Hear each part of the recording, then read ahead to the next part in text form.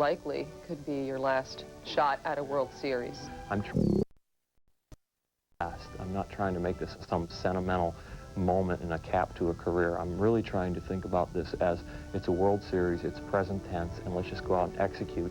And don't think about where it places you in history or how it places in your career. Just think about this is my responsibility to my teammates and to my organization and to my city to go out and do the best I can. As Cleveland bids for its first World Series championship in nearly half a century, they send Orel Hershiser to the mound, and he is quite familiar with many of these National League hitters, especially the big sluggers there in the heart of the order, like Gary Sheffield, Moises Alou. Bobby Bonilla, perhaps the biggest bat in the Marlins lineup that Hershiser will have to worry about is his old nemesis, the third baseman of the Marlins. After 3 unsuccessful playoff trips, he finally experiences his first World Series. Bobby Bo's story next.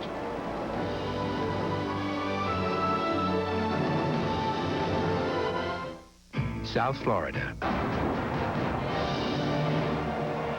Welcome back to Miami and Game 1 of the 1997 World Series. And Keith, before we've even played a game here, already a mild surprise. The Indians have decided to skip rookie pitcher Jarrett Wright in Game 2 and instead go with Chad O.J., who has pitched well in the postseason. Wright has as well. He was the pitching star of Cleveland's divisional victory over the world champion Yankees, who won 2 games in that series. But Indians manager Mike Hargrove wants to give Wright some extra rest and has moved him to Game 4. As for the Marlins, they are the best team money could buy this season. They committed $89 million to free agents. Perhaps the biggest risk taken was the signing of third baseman Bobby Bonilla. He's with his 3rd different team in 3 years. There were questions about him, the ball player, and him, the man. But reunited with his old Pirates manager, Jim Leyland, Bonilla has become a valued part of the National League champion Marlins.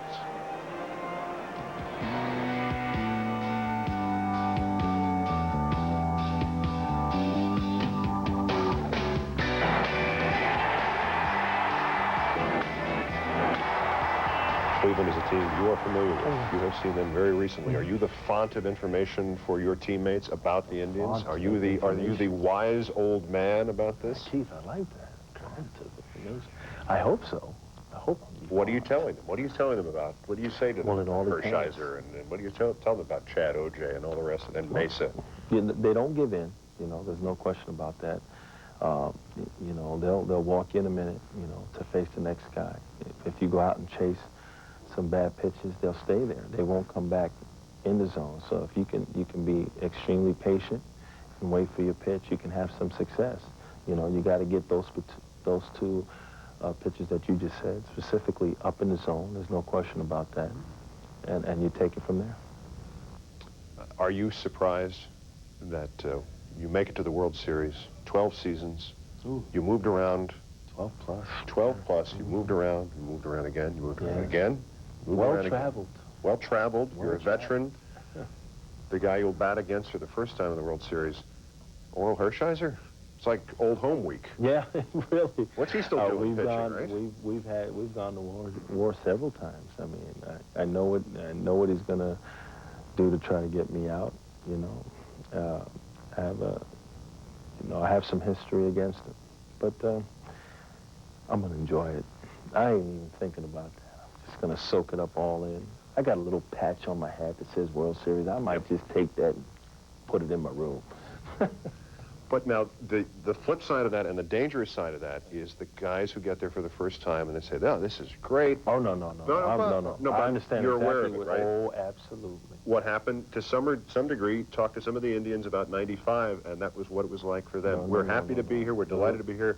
How do you take care of that? Well, because you set out to do one thing. It's a lot nicer to wear that ring than to think about what if. Because I was thinking about something else. Oh, no. When I say I'm going to enjoy it, yes, I am going to enjoy it.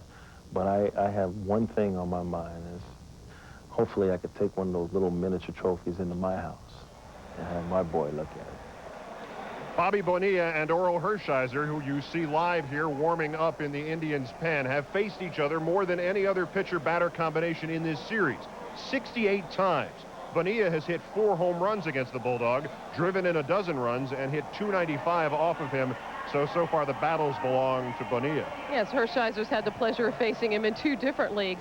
And you know, when you look at Bobby Bonilla being here and his skipper Jim Leyland, and you think of those Pirates teams, those great teams they were on that never made it to the World Series, there's one guy missing who still hasn't made it, and that's Barry Bonds, whose Giants were swept by the Marlins in the first round. But when Bobby Bonilla came home after winning, Barry Bonds was the first guy to call him and congratulate him for being here.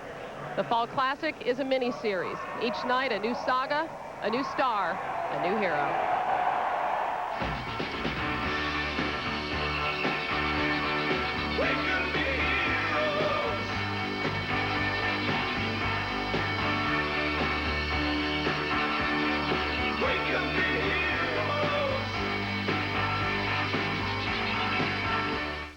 Hey, stranger, where you been? I don't smoke anymore. Sorry. Field of 60,000 people here in Miami. First pitch about 20 minutes from now.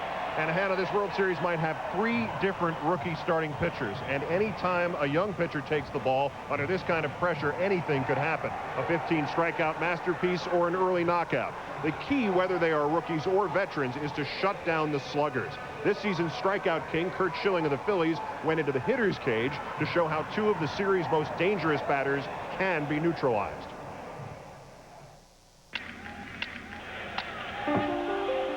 For the Indians, Matt Williams, prototypical right-handed power hitter, very strong, can hit the ball at all fields. The key to getting Matt out is to find out in the first at-bat with a fastball on the inside half of the plate what he's looking for. If Matt's opening up with his front side and pulling the ball foul, then you can move the ball away hard and you can throw sliders off the plate away hard. If he doesn't do that, you continue to throw fastballs in there until he shows you he's going to adjust.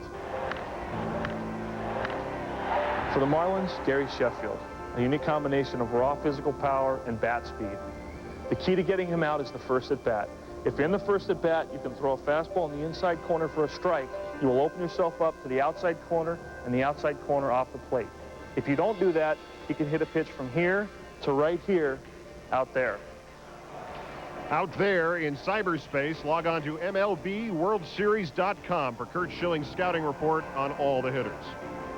Well, Keith, last year, one of the great stories of the World Series was Yankee manager Joe Torre finally getting to the Fall Classic. And this year, it's Jim Leyland's turn. The 52-year-old has been in baseball for more than 3 decades. Long considered one of the game's best managers, he is finally in the dugout for a World Series. He's with Jim Gray. All right, thank you very much, Hannah. Well, this has been one of the rare occasions during the past couple of days where Jim Leyland has been off the telephone. He's practically spoken to everyone in the nation, accepting congratulations. Now you get down to the business here. First of all, the situation for Bobby Bonilla in today's game. Well, Bobby's okay.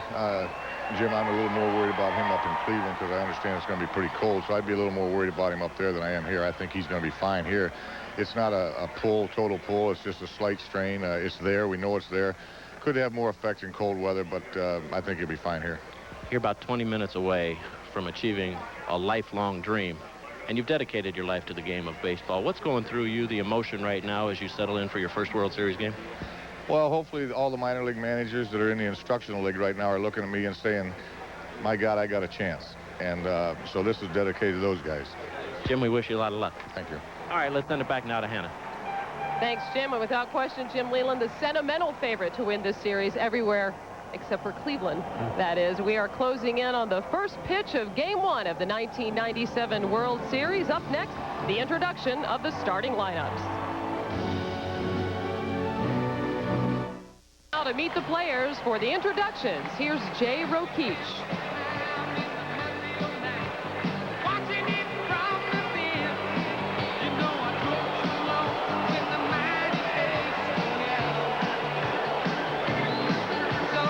Ladies and gentlemen, welcome to Game 1 of the 1997 World Series between the American League champion Cleveland Indians and your National League champion Florida Marlins.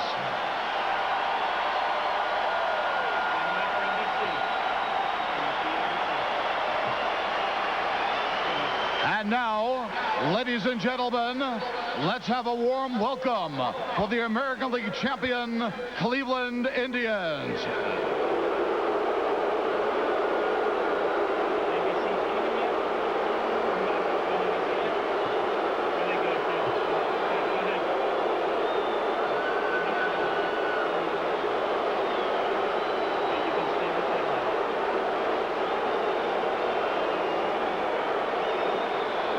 Ladies and gentlemen, the manager of the Cleveland Indians, number 21, Mike Hargrove.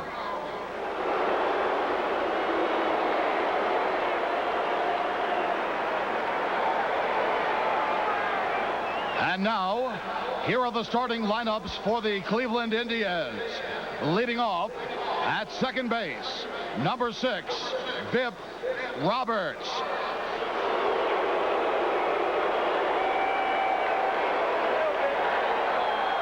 Batting second at shortstop, number 13, Omar Vizquel.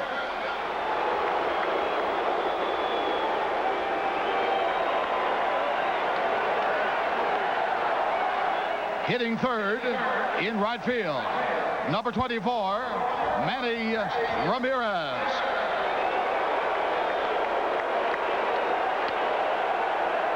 Batting cleanup in left field, number 23, David Justice.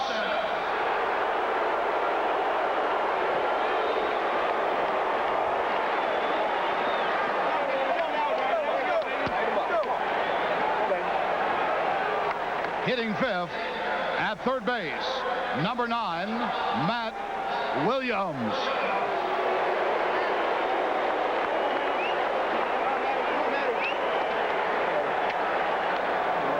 Batting sixth at first base, number 25, Jim Thome.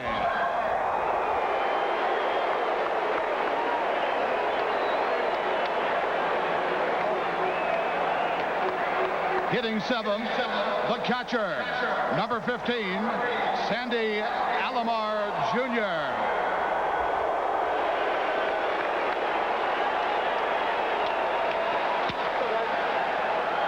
Batting eighth in center field, number 17, Marquise Grissom.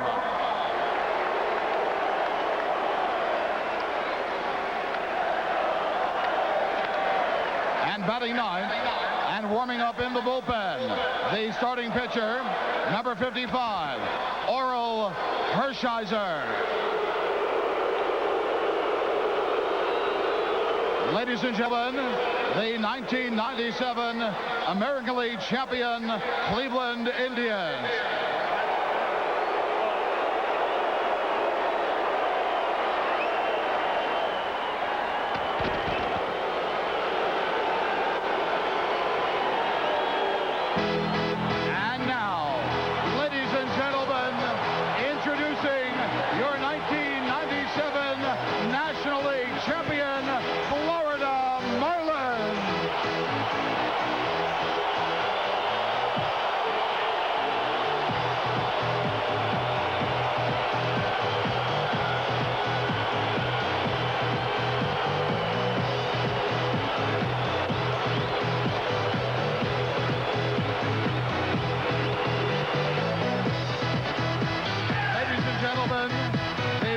Of the Florida Marlins, number 11, Jim Leyland.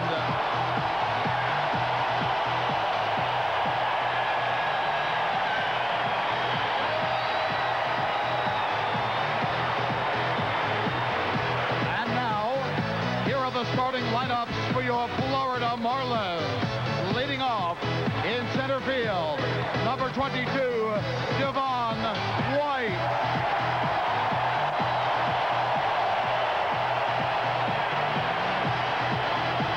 Second at shortstop, number 16, Edgar Renteria.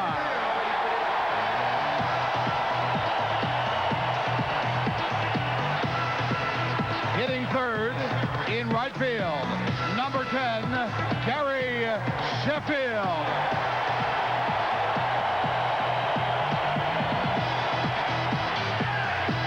Batting cleanup at third base, number 24, Bobby Bonilla.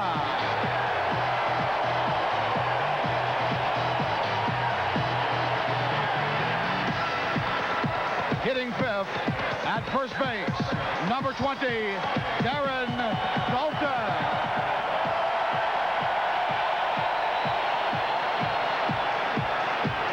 Batting 6 in left field, number 18, Moises Alou.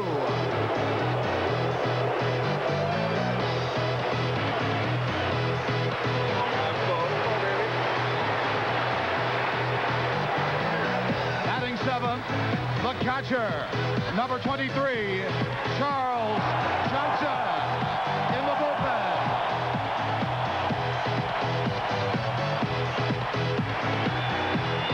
Batting 8th at second base, number 30, Craig Counsell.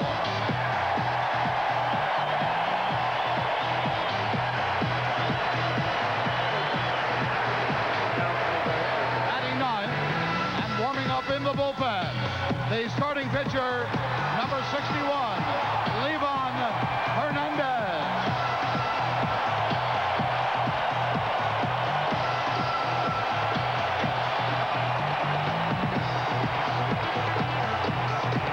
Ladies and gentlemen, your 1997 National League champion, Florida Marlins.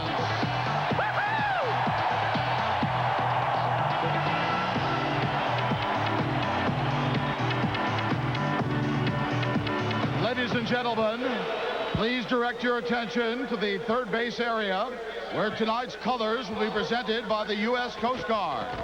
During the singing of the national anthem, we invite you to look towards the sky for a special flyover to help wing in the first World Series game in the state of Florida.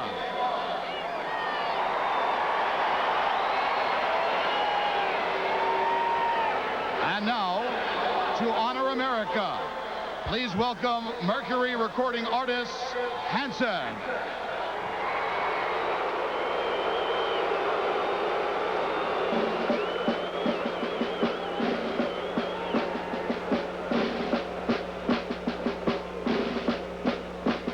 Oh, say, can you see by the dawn's early light what so proudly we hailed at the twilight's last gleaming, whose broad stripes and bright stars through the perilous fights, oh, the ramparts we watched were so gallantly streaming, and the rockets' red flare, the bomb bursting in air, gave proof through the night that our flag was still there.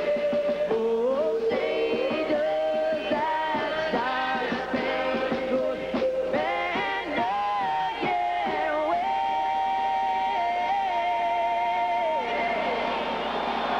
Oh, the land of the free and woe, and the home of the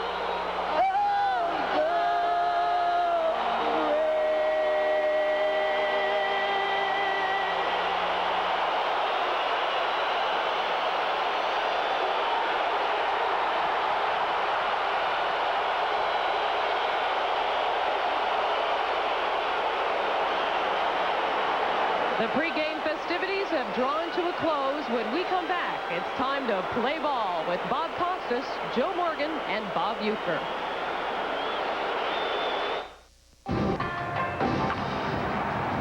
Back at Pro Player Stadium, moments away from Game 1 of the 1997 World Series. And moments ago, appropriately, in this, the 50th anniversary season of Jackie Robinson breaking baseball's color barrier, his widow, there you see her in the background, Rachel Robinson, watching as young Shamari Daly, an 18-year-old Jackie Robinson scholar, throws out the ceremonial first pitch. 50 years ago this season, Jackie Robinson becoming the first black player to play in the major leagues with the Brooklyn Dodgers, and later that same year, the Indians' Larry Doby broke the barrier in the American League. Now back to the present as we welcome Joe Morgan and Mr. Baseball Bob Uecker. Let's talk about the pitchers. We'll begin with Livan Hernandez, since after all he will have the ball first for the home team. Well, Livan Hernandez got the call in an emergency start in Game 5 by Jim Leyland when Kevin Brown went down with the flu. He responded with a 15 strikeout performance against the Braves with a variety of curves, fastballs, and changeup. He showed us what he was really made of the final out of the game when he got Fred McGriff looking on a 3-2 curveball. The Indians are going to see much the same tonight, Bob. He basically stays away. Every once in a while comes inside with fastballs and breaking balls. Now, as for Oral Hershiser, Joe, a different pitcher than the guy who won the Cy Young Award and dominated the postseason in 1988 with one of the great playoff and World Series performances a pitcher has ever had, but still very effective and very tough when it counts most. Well, you're right, Bob. He has a 3-1 career World Series record with a 1.69 earned run average. Uses a great sinker, as we see here, and a hard slider. And he also throws a mystery pitch. But you have to make him get the ball up in the strike zone if you're going to handle him. He will only throw strikes if you force him to. Look at that, 1.69 earned run average, almost unbeatable. What exactly would that mystery pitch be? Well, we'll try to figure that out during the progress of the game. Is the mystery pitch on the up and up? Well, we'll try to determine that during the progress. All right, let's determine what Jim Gray has for us. He's down on the field. Jimmy. All right, Bob, well, there is a major development. Gary Sheffield told me that he is suffering from the ill effects of a stomach virus. Sheffield told me that he came down with the virus this morning. He didn't want to tell anybody, but he got to the ballpark. He's been feeling bad all day. He cannot hold down any food. So when he got here, he told the trainers. They took him down to the Dolphins doctors and gave him some antibiotics. He told me that he's very weak. He's feeling only about 75%, and that none of his teammates know because he doesn't want them to lose their focus. He told me he's going to try and play this game, but he will be weak, but he feels as though he's going to be able to get through it and give it a go. Back upstairs to you, Bob. Well, they know now, I'll guarantee you that. Sheffield taking his place in right field. Here's Mike Hargrove's lineup tonight. Absent the DH in the National League Park. Pip Roberts with the injured left thumb that kept him out of the clincher against Baltimore. Back at the top at second base, Vizquel, Ramirez, and Justice to follow. Justice with a tender shoulder, but starting in left field. He had been DHing in the American League playoffs. Matt Williams at third. Jim Thome is starting tonight and hitting sixth. Sandy Alomar Jr. is the catcher. Marquise Grissom was the ALCS MVP, playing in his third consecutive World Series, the first two with the Braves and now this one. And of course, Hershiser is the pitcher. Here, Livan Hernandez. Fastball in the 90s, excellent curve, slider, and occasional change. All pitches basically tries to stay away off the outside corner. Every once in a while, though, he'll come inside. If you start leaning out, he'll come inside with a fastball and that devastating curve, and he's picked up a lot of strikeouts. He was magnificent in Game 5 against Atlanta.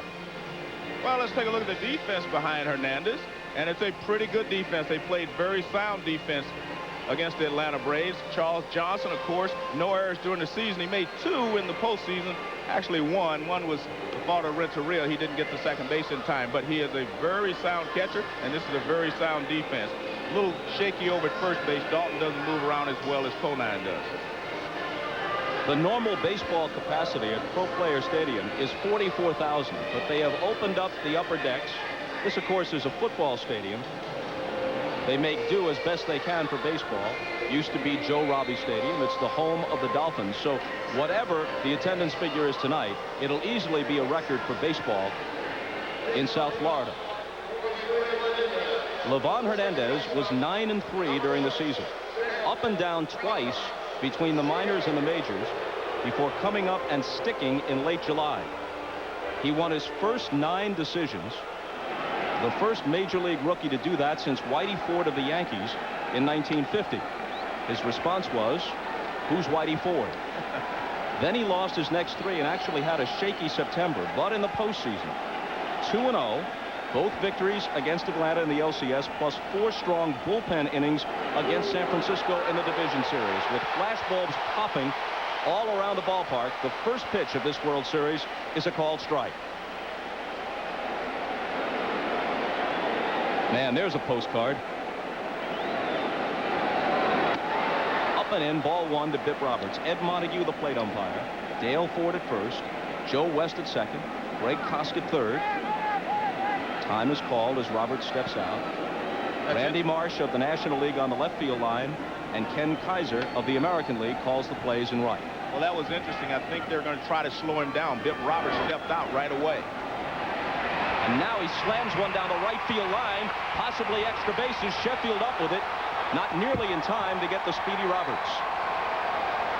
Well, he threw what appeared to be a changeup on Roberts. He started him off with a fastball to the outside corner, then came high and tight. This is a change of pace, and it's right down the middle, about knee-high, and Roberts knocks it into the corner and right. He's got a leadoff double. Here it is again. That was a change of pace, and Hernandez in that final game here in the playoffs against Atlanta stayed basically away. Here tonight on the leadoff batter, he didn't do it, and it cost him. Vizquel drops a bunt and a good one. Johnson is on it. Fires to first in time. Vizquel led the American League with 16 sacrifice bunts during the season, and a beauty there. Well, he has not been swinging the bat well, so this is a good idea here for Mike Hargrove, trying to get off to a great start here in game 1. Now remember, in game 5 against Atlanta, the first man Hernandez faced was Kenny Lofton, and he tripled. And yet Hernandez sucked it up, struck out the side, fanned Chipper Jones, Fred McGriff, and Ryan Klesko in succession, and stranded Lofton at third. Here, Bip Roberts opens the World Series with a double. Moves to third with 1 out, and Manny Ramirez stands in. And the Marlins infield playing up here in the first inning. Neither of these clubs has hit well during the postseason.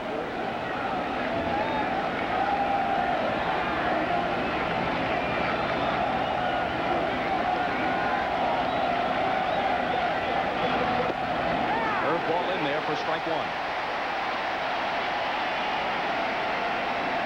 Ramirez hit .328 during the regular year with 26 home runs. You can strike him out, though. He fanned 115 times.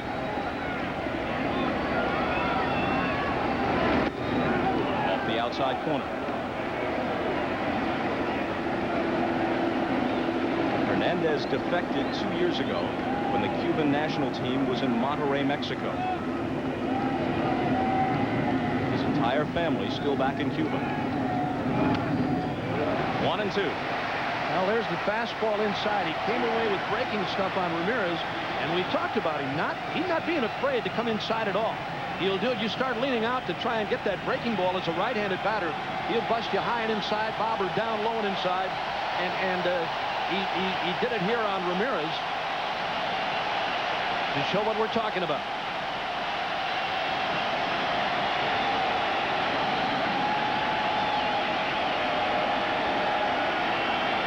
With the infield in, the 1-2 pitch. Down and away.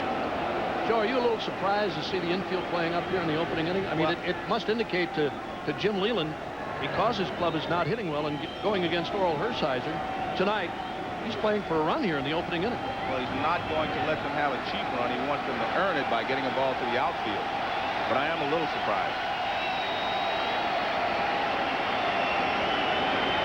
The Indians, formerly a club of big boppers, have shown their ability to win close, low-scoring games, especially in the postseason. Their last 6 victories in the playoffs, all by 1 run, and the other one by 2.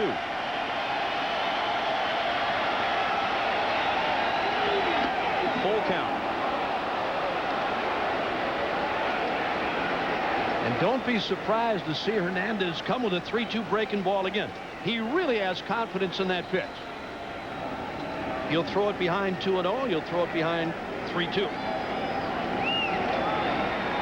Bip Roberts, who led off with a double and moved up on Vizquel's sacrifice, leads away from third. Now runners at the corners with 1 out as Ramirez walks. Now, sooner or later in the game, you got to start challenging hitters. He went with the 3-2 breaking ball that time. They put runners at first and third. Now, there it is. There's the curveball. Curveball down low and away. Fastball inside. Good fastball. Fastball away. Again away. There's the curve down low and away, and a nice play by Charles Johnson to save a wild pitch. Just as was the case 6 days ago against Atlanta. Hernandez playing with fire in the top of the first.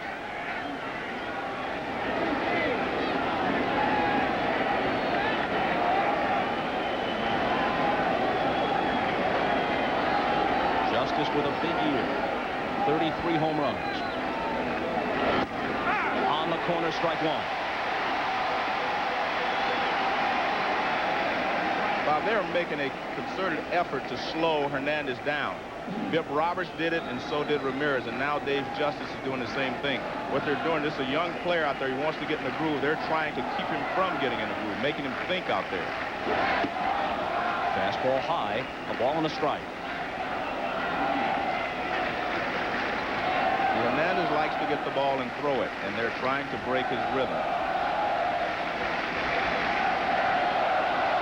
Remarkably composed for a 22-year-old. A liner to center. It drops for a hit. And the Indians grab the lead. 1-0 Cleveland on the Justice single. But Dave Justice is probably the best pure hitter in this World Series. I mean, he handles any pitches that are strikes. The only way you have a chance to get him out is if you get him to chase something. He can handle a fastball as he does here. The fastball moving away, but he goes out and lines it to center field. He has such good balance, and he attacks the ball. He's just a great hitter.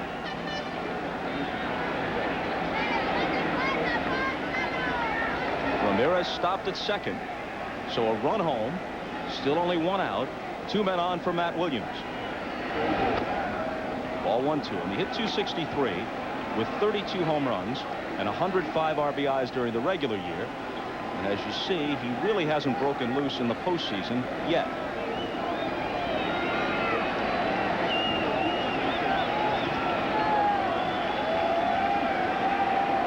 The 1-0 pitch. A ball and a strike. That's the pitch I think he's going to need to be effective today. That was a slider, not the curveball. That was a slider. He's going to need that slider to get some of these right-handed hitters to chase pitches off the plate.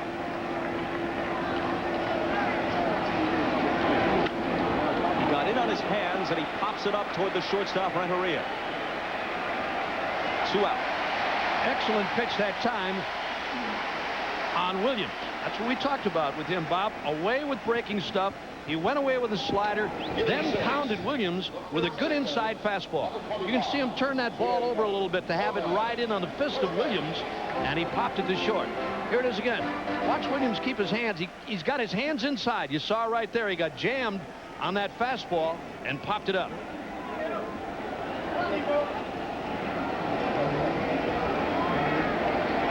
You cannot be more overdue than Jim Thome as he fouls it off. Here's a guy who hit 40 home runs during the regular season. Hasn't hit one since September the 14th. Has only 1 RBI, regular season or postseason, in the last month. 4 for 29 in the playoffs, and benched several times against left-handers. Now, the one thing about a guy like Jim Thome, it's like a boxer with a big punch. I mean, he's got that knockout punch all the time. He may be getting beat consistently, but he's got that ability with one punch to finish you. And the same holds true with Jim Thome. I mean, as you said, Bob, he's been lean as far as the home run department goes, but he's always a threat. Either way, I mean, he can hit a ball to left field as far as he hits a ball to right. He's got excellent power all over. Ramirez at second. Justice, who had an RBI hit, leads away from first. With 2 out, the 0-1 pitch. A ball and a strike. The number 32 on Hernandez's cap is a tribute to Alex Fernandez, who won 17 games this year. There he is, and then had his postseason ended by a rotator cuff tear. 1-2. See, that slider is more effective, I believe, against the Indian hitters because they have to commit a little quicker. The overhand curveball is great, but the slider makes you have to think and react a lot quicker. See, that's the slider, not the curveball. Well, he looked like he took something off that slider. Looked like he took a little bit off. Almost a changeup slider.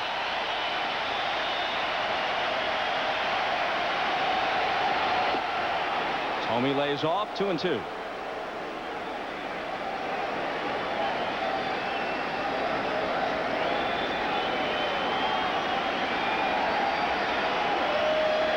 Righties in the first 2 games. Hernandez tonight, Kevin Brown tomorrow. But 2 lefties scheduled to open in Cleveland for Florida. Leiter and Saunders. Thome fouls it back and the count holds at 2-2. So we'll see if Thome is in the lineup when the southpaws go in Cleveland. It's very unusual, though, for a guy who hit 40 home runs to be benched so frequently. I don't believe they would have won, gotten to the World Series if he would not have hit the 40 home runs, and now they're taking him out when maybe he could have kept some of those one-run games from being one-run games. He may have hit a home run or 2 in those ball games. Another 2-2 pitch. And it's tapped towards second. Counsell. His play is to first, and they're out of the inning. But not before the Indians jump in front on a Justice hit. Up come the Marlins in the bottom of the first.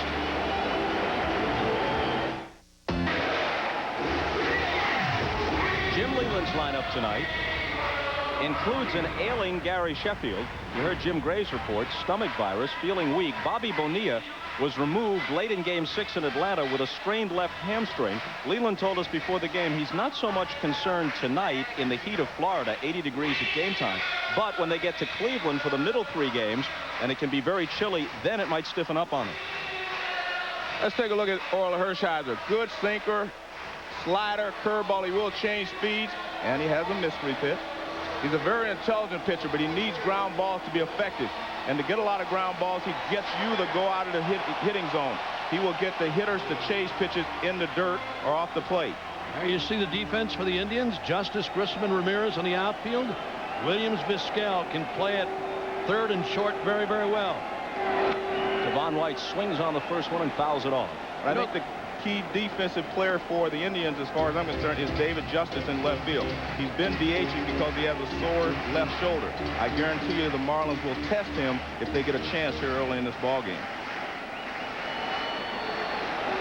At age 39, Orel Hershiser went 14-6. His ERA was about 4.5.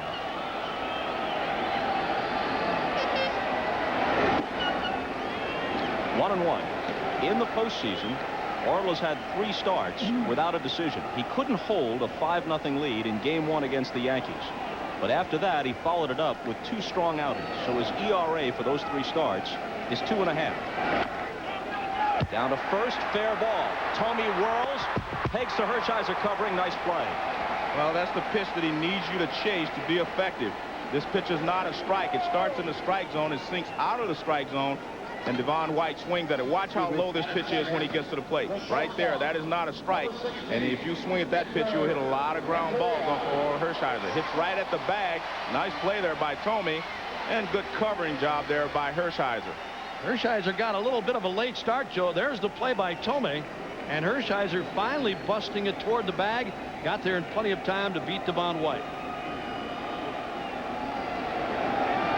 You're looking at one of the great postseason pitchers ever.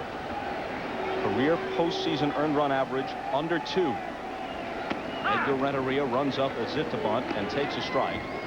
Hershiser is 8-1, as you see, in postseason play. 3-1 in the World Series. 2 complete game victories against the A's in '88, including the clincher. Split 2 decisions in '95 against Greg Maddux and the Braves. In the air to right, backing up is Ramirez. There's the second out. Now that's basically how the Marlins are going to try and hit Hershiser tonight. Make him try to come up with strikes and then go the other way. I talked to Gary Sheffield before the game tonight. I said, how do you handle Hershiser? He said he's going to try to make you chase pitches out of the strike zone. He said, I try to hit the ball to right field on him. I said, well, doesn't he come inside? Doesn't he try to keep you honest? He said, yeah, he comes inside, but if he doesn't really get in there fast enough, I can handle it. Or in there deep enough, I can really handle it. Gary Sheffield has a pair of solo homers in the playoffs, one against the Giants, one against the Braves. Those are his only 2 RBIs, but everyone is careful with him. He's walked 12 times in 9 postseason games.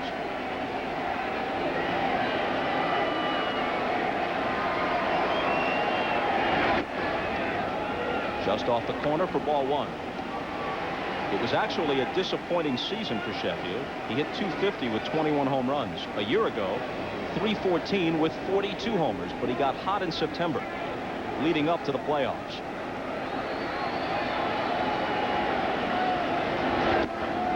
It doesn't matter about what Sheffield hit.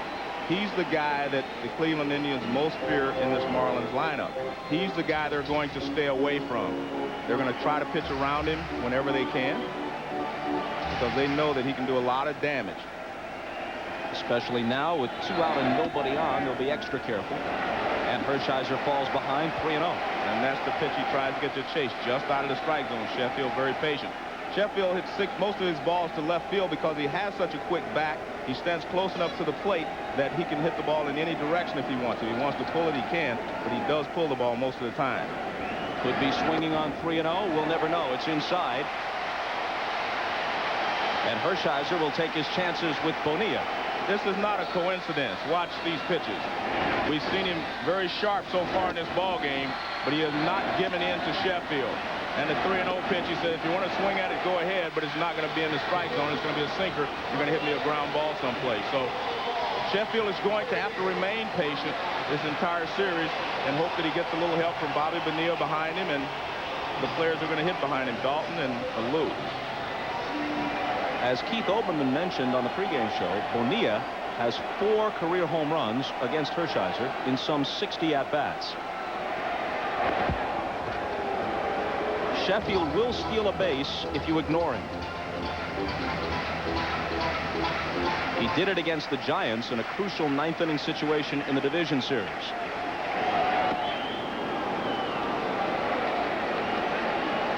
Well, he's been battling a flu bug today. I'm sure he was feeling a lot better in that series against the Giants and the Braves, for that matter. But Sheffield's a competitor. I mean, this guy will play. He's not feeling all that well, but he's in there tonight. 1-1 to Bonilla, who after all those years with contending teams in both leagues is now experiencing his first World Series at-bat. Lots of playoff experience. But this is number 1 in the World Series. They've got him leaning, and they almost picked him off. Wow. And Sheffield's reactions there, very slow. And Gary may have knocked the wind out of himself here. There's the move by Hershiser, and a very close play at first. Tomei tagged him high up around the shoulder or the back. Here it is again from another angle. Sheffield got in there. He just beat that throw. And again, another look. And almost picked him off. That's why you dive to the outside part of the base when you go back, because the first baseman was always going to catch the ball inside the bag and have to come to you, and that's why he was safe. The throw actually beat him, but he got there because he went to the outside of the bag. I tell you, if Sheffield was feeling bad before he dove back to the bag, he looked like he was feeling a lot worse after he got up. 1-1 pitch to Bonilla. 2 balls and a strike. Just watching Gary Sheffield down at first, Bob, he really does look like he's under the weather now. I mean, his reactions are very slow. He looks like he's having problems.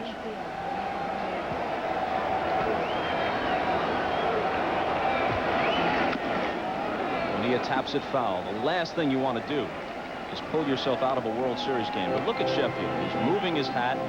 He's using his uniform sleeve to towel the sweat off his face. He does look like he's laboring. Yep. Not only the upset stomach and everything else, but the aches and pains that go along with the flu, and he's had them all day.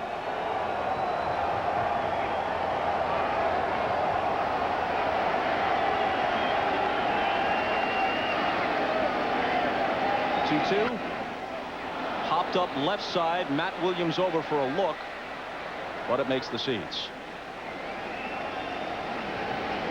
Well, as most fans recall, Kevin Brown was sidelined by an intestinal virus and bumped from scheduled starts in games 4 and 5 against the Atlanta Braves in the LCS. Livan Hernandez took the start in the 5th game and emerged as a star. That's why he's the starter in this World Series opener. This is what's known as adversity turned into strategy. Hernandez with the rotator cuff. Brown with the virus, and Hernandez an overnight sensation. Brown will start game 2 here tomorrow. Bonilla got a little piece of it. All you have to do is watch where Hershiser's pitches are. They start in the strike zone and sink out. You have to be a little more patient than they have been here in the first inning. Watch this pitch. See, that pitch is not a strike when it gets to the plate. And if you're chasing a sinker, you're going to hit a lot of ground balls if you swing at that pitch all day. You have to make him get the ball up, but you have to be patient. Keep swinging and fouling like that. Eddie Montague is going to be feeling a lot worse after the next couple of innings, too. And Bonilla goes down on strikes. No runs, no hit, a walk, and a man is left. 1-0 Cleveland. Lasting trucks on the road. By the United States Postal Service, we deliver. By Radio Shack, you've got questions, we've got answers. And by Halls, we're going to work.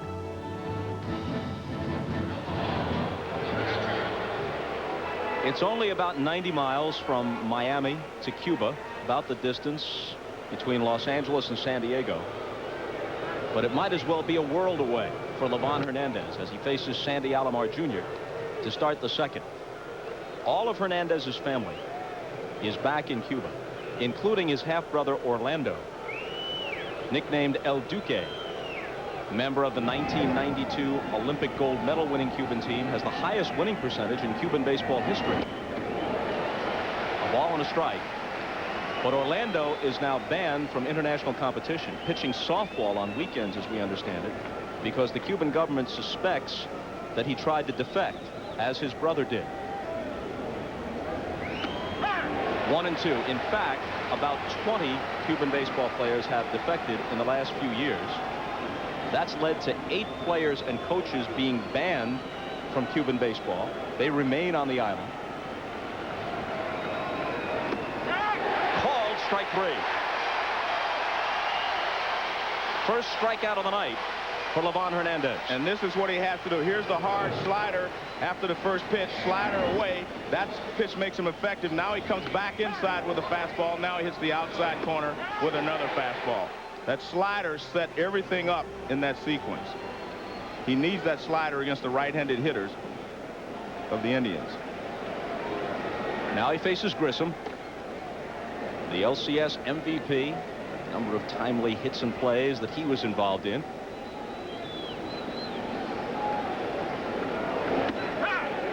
One and one. There's an agent doing 15 years in a Cuban prison, suspected of helping players attempt to defect, including Livan's half-brother Orlando. 1-2. The Cuban national team in disarray now. They recently lost an international tournament for the first time in a decade, went 3-6 on a tour of Japan. 2-2. And a trip to Mexico was canceled because of the fear of further defections.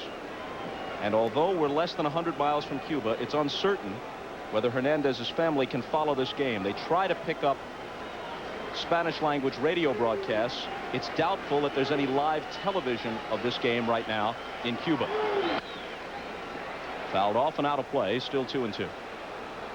The one thing I'm noticing this inning, Bob, is he is working much quicker. They're not delaying him as much. I really believe that was a tactic that the Indians decided they wanted to have, because they probably watched him on video and he was working very quickly. He seems to get in a groove when he works quickly.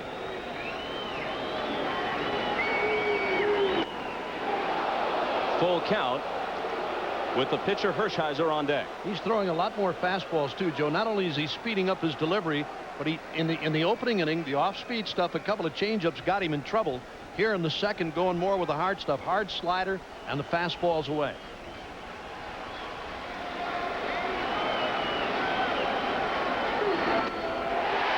His second strikeout of the inning. Another perfect fastball on the outside corner. Well, again, Hernandez going away to the outside on Grissom. And you get a look at it. This is what Grissom saw. Outside corner fastball. He cut through it, a second strikeout in the inning. Here it is again. That pitch right on the outside corner. Grissom tried to go that way. He was a little bit late. Go the other way on him. So he gets Alomar looking and Grissom swinging, and now Hershiser, always a good hitter in the National League, career .213 hitter, had 3 hits in Game 2 of the '88 World Series against Oakland. This year he had 3 at-bats in interleague play without a hit. 1-1.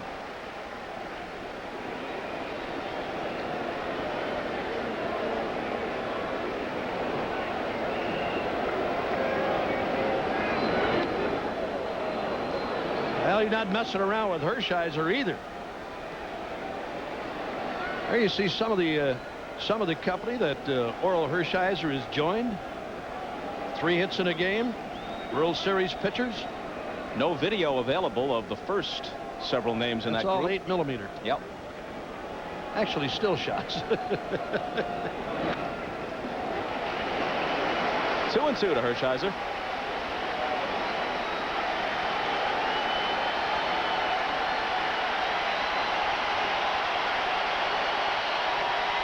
And the fans reacting in anticipation of Hernandez striking out the side, which he does.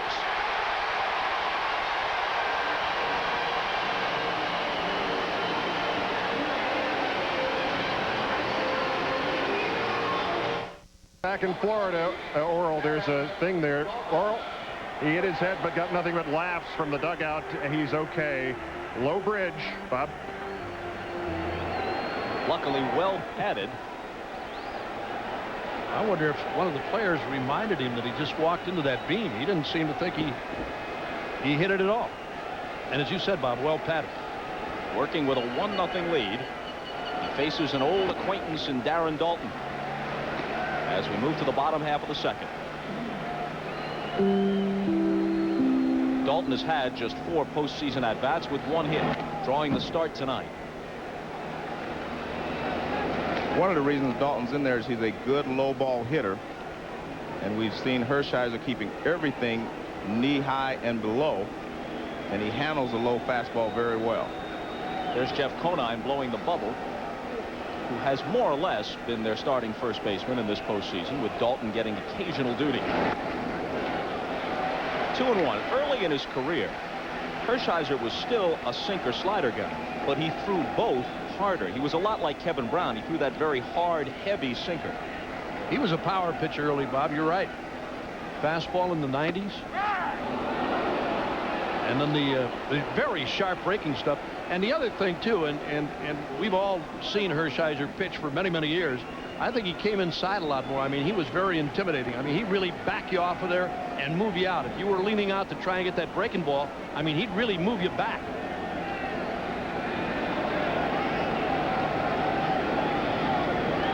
His 2-2 pitch to Daulton.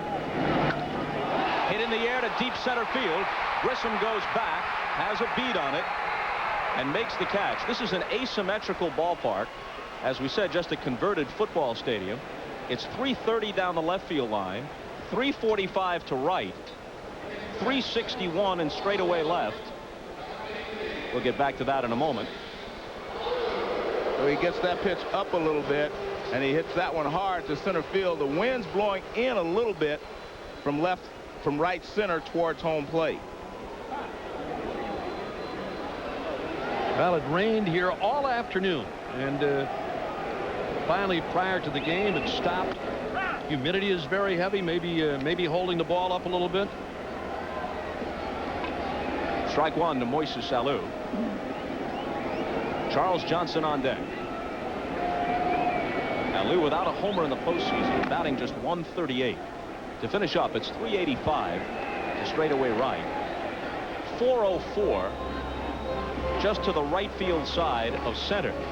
And then there's, I don't know if it's a nook or a cranny, but it's a little area over there where the fence juts out at an angle, and it's 434 to that part of the ballpark.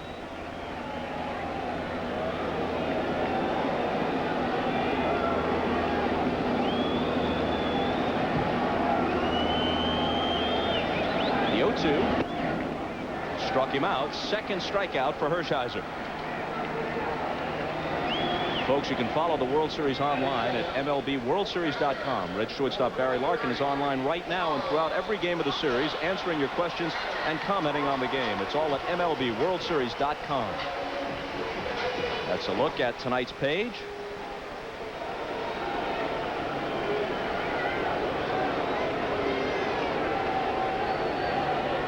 As Charles Johnson settles in, Hershiser walks Sheffield with 2 out in the first. That's the only Marlin base runner to this point. Well, he's gotten away with a couple of fastballs upstairs. No matter how many times you hear hitters talk about a guy like Hershiser, make him bring it up, they still chase those low sinkers or low off-speed pitches. Something else to be aware of about the dimensions of this park. There's a very high scoreboard atop the fence that extends all the way from near the left field line out towards center field, but there's an area just off the left field line where a line drive would get out for a home run, where the barrier is lower. Hit it more toward the gap, and you'd probably have a double on the same ball. There you see it. If you pull it right down the line, you can get it over the low fence.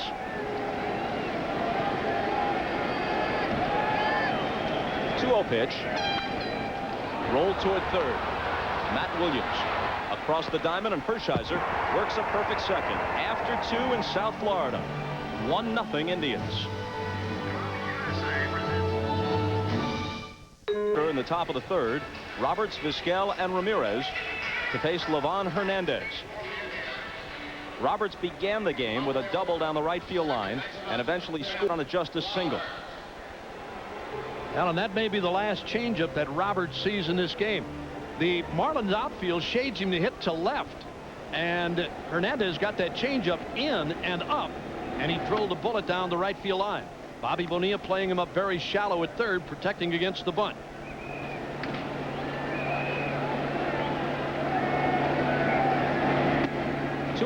Roberts hit .302 between Kansas City and Cleveland. Acquired in an August 31st deal by the Indians, just in time to be eligible for the postseason. The first of his 11-year career. For those of you who are wondering why Tony Fernandez is not playing after he hit the game-winning home run against Baltimore, it's because they would not have a leadoff hitter when Fernandez is there. Give Roberts a good leadoff hitter. He smacks one toward the gap. It drops for a hit. Let's see if he can get 2. Devon White is up with it, and Roberts speeds in easily. His second consecutive double. And again, a pitch about knee-high and right down the middle, and he jumped all over it. Hernandez trying to stay away on him, but this pitch is right down the middle, and Roberts jumped all over it and drills a double to the gap in right center. There it is, right down the middle, hit it right on the fat part of the bat. And luckily, you know, this field is very damp and wet from all the rain today. That ball actually plugged. If it's dry, it might get all the way to the wall for a 3-base hit. He's in there with a double. Well, when he doubled to open the first, Vizquel was called upon to sacrifice. Same situation here in the third.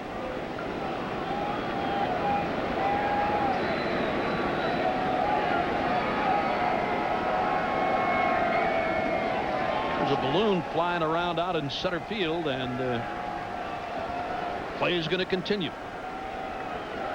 Eddie Montague said, so what? Let's play. Bonilla in close, Dalton inching in, Vizquel looking to bunt and fouling it off, showing you how fate can take a hand, and it did so often in this Cleveland postseason. Roberts was scheduled to start Game 6 in Baltimore. During batting practice, Tony Fernandez hits a line drive that comes toward Bipp. He puts his glove up. It bends his left thumb back. They have to remove him from the lineup, and it's Fernandez who eventually connects on the extra inning home run to win a 1-0 game. Up high, this is part of a series where they scored 2 runs on a wild pitch, scored the winning run of another game on a botched squeeze bunt, where they couldn't hit anything off Mike Mussina, and yet won both games that Mussina was so masterful in for Baltimore. Go figure. 2-1. In the first inning, Vizquel just squared around and sacrificed. Now he's going to try to drop it down the third base line and beat it out for a base hit. He's not going to give himself up as easily as he did in the first inning. And Bonilla with that hamstring, that slight hamstring pull, Joe, on a quick charge, it could be a problem for him. Swinging away and ripping one to right. Sheffield in pursuit, makes the catch. Retreating to tag is Roberts, and he moves up to third. So it serves the same purpose. Well, Vizquel, every once in a while, if he gets something off speed or a fastball in there and he's looking in there, he can pull and sometimes hit with a little power. And he turned around on that one and hit it to Sheffield in right. And deep enough for Roberts to tag and go to third. There it is. Here it is again. This is a fastball, and Vizquel looking for it. Hit it to deep right. Good running catch by Sheffield. And again, Gary Sheffield not feeling 100%. Bothered by a flu bug. He's having problems tonight.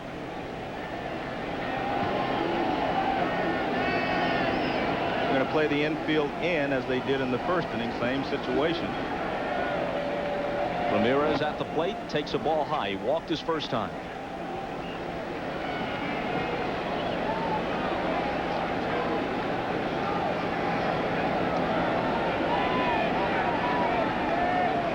Justice is on deck. Hernandez already trailing Hershiser 1-0. 2-0. Well, Ramirez is one of those guys that you can't stay the same way on him all the time. He's got good power the other way. There's a big gap in right center for him, and occasionally he'll go down the right field line. I mean, if he's looking out there, he'll go that way. You can't keep him the same way all the time. He lays off, and it's 3-0. This is what I'm talking about on Ramirez. Pretty well dispersed. 76 of his base hits to left, but look at the center and right. You'll move it around. He walks him on 4 pitches. His second walk, each to Ramirez. He struck out the side in the second inning. And David Justice, a great hitter. He gets a fastball down and out over the plate and lines it to center field for a base hit. He's the one guy they should try to stay away from in this series, but anytime you get runners in scoring position, you have to pitch to him. In this situation, you have to try to get the ball down and hope he hits a ground ball at someone, because you're not going to strike him out in this situation. He's such a good hitter. He knows he has to put the ball in play. Roberts at third and Ramirez at first, with 1 out of the Cleveland third, trying to add to a 1-0 lead. Ball 1 to Justice, who came over with Marquise Grissom in the deal that sent Alan Embry, the left-hander, and Kenny Lofton to Atlanta. A deal which, on balance, the Indians now feel they got much the better of. He pops it back behind the plate. Johnson has no play. Good pitch there from Hernandez. Fastball up and in. You might get a pop-up out of Justice on that pitch. Good spot for it. They threw him a breaking ball away, and then they came right back with a fastball under the hands. I think that's where you have to try to pitch him with the fastball. You got to stay in tight if you can. But if you get the ball out over the plate, you're going to be in trouble. So you have to stay tight and miss off the plate inside if you're going to miss. This ball is hit in the air back of short. Renteria going out. Coming in from left is Moises Alou. He makes the catch. Roberts draws a throw but holds. First and third with 2 out. So Justice, who came through in the first, unable to bring the runner in from third with less than 2 out here. Well, you have to give Hernandez credit. Watch where this pitch is. Same location as the last one. Inside and up. See how Justice has to pull his hands in to try to get to it, and he pops it up. That's what you can get out of that pitch from him. A pop-up on the fastball in. But you can't make mistakes out over the plate with him. Good pitching there by Hernandez.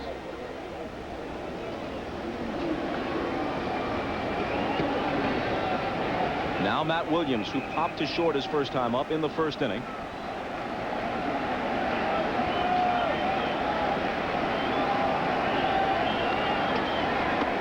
And the former Giant takes a strike. Here's the scouting report on him. Matt Williams, fastballs in and up. He'll chase breaking balls off the plate, and more apt to chase him with 2 strikes and with runners in scoring position. But be careful out there with Williams. This ball is popped wide of first. Dalton has no play. He's got excellent power the other way, Joe. He'll go to right center on pitches, and especially breaking balls out there if they're up. Hernandez is making better pitches here when he's had runners in scoring position than he was earlier in the inning. 2 real good fastballs in good locations. Perfect location, in under the hand. Now he probably can get him to try to get him to chase something. Breaking ball away. He's a strike away from wriggling out of it here in the 3rd. He wouldn't chase. 1-2.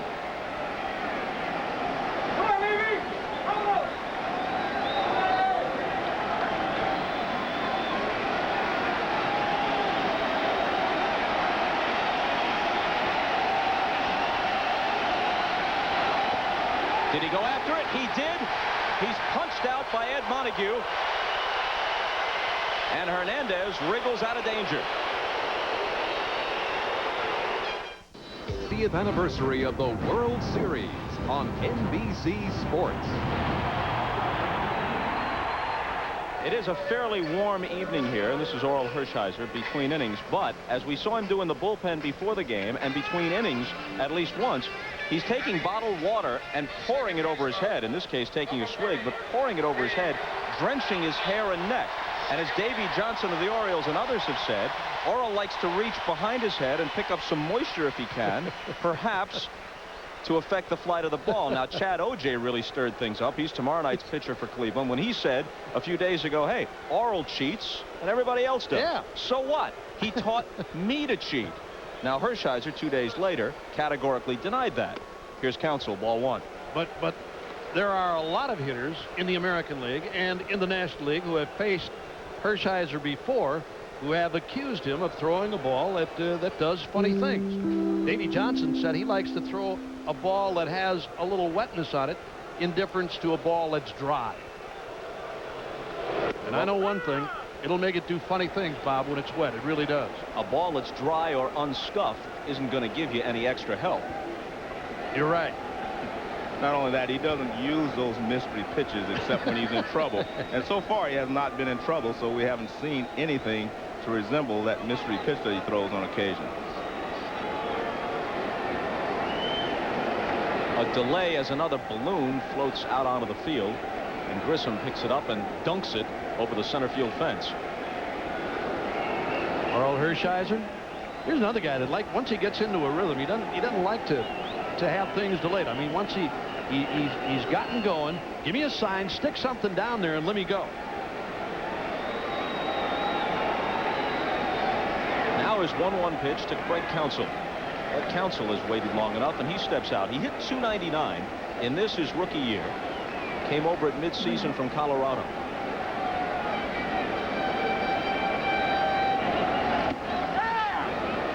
One and two.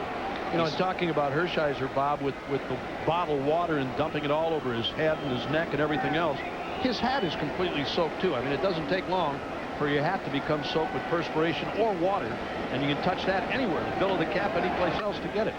Hit hard and over the bag for possible extra bases. Counsell sprints around first. Ramirez digs it out of the corner in foul ground, and it's a leadoff double. The first hit of the night off Hershiser. Well, he gets a breaking ball down. Counsell is able to get enough of it. You see it takes one hand off the bat. That means you're fooled a little bit. But he got good extension on it, pulled it past Thome. You see they're giving him a lot of the first base line, and he pulls it inside the bag. And right away he's thinking double. And watch this, it's a breaking ball down. He gets out in front of it a little bit. And he hustles it into a double. So Counsell, with a hit in his first World Series at bat, is now 9 for 20 in this postseason.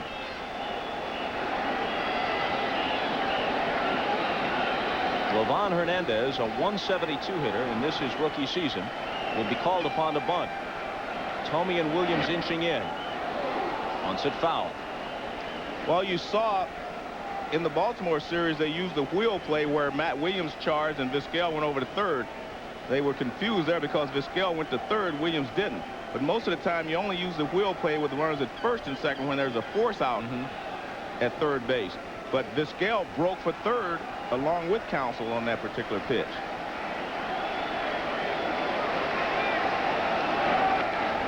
He bunts it out in front of the plate. Hershiser thought about third, now goes to first with Roberts covering.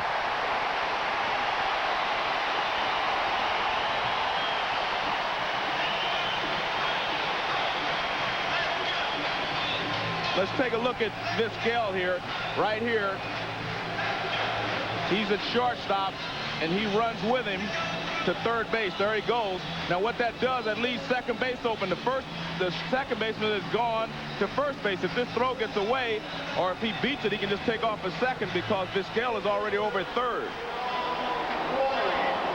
Well, that's twice in postseason that we've seen Hernandez drop down beautiful bunts in a sacrifice situation. He does it right there. And Cleveland pulls the infield in early. White with a chance to knock home the game-tying run. Takes high. There's an area where Hershiser has to stay away from. He wants to come up and inside on Devon White, but you've got to make sure you're really off the inside part on it.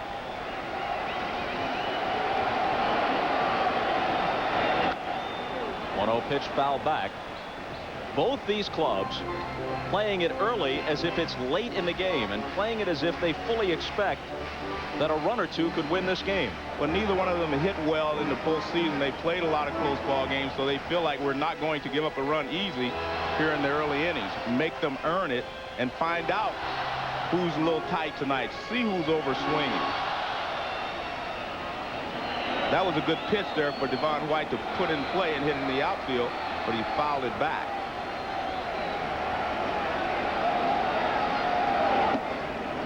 Breaking ball doesn't get the corner. Devon White asking Eddie Montague to take a look at that ball. Again, it's put back in play. Hershiser's pitches haven't done anything out of the ordinary yet. Standard fastball and breaking ball, little sinker. 3 balls and a strike.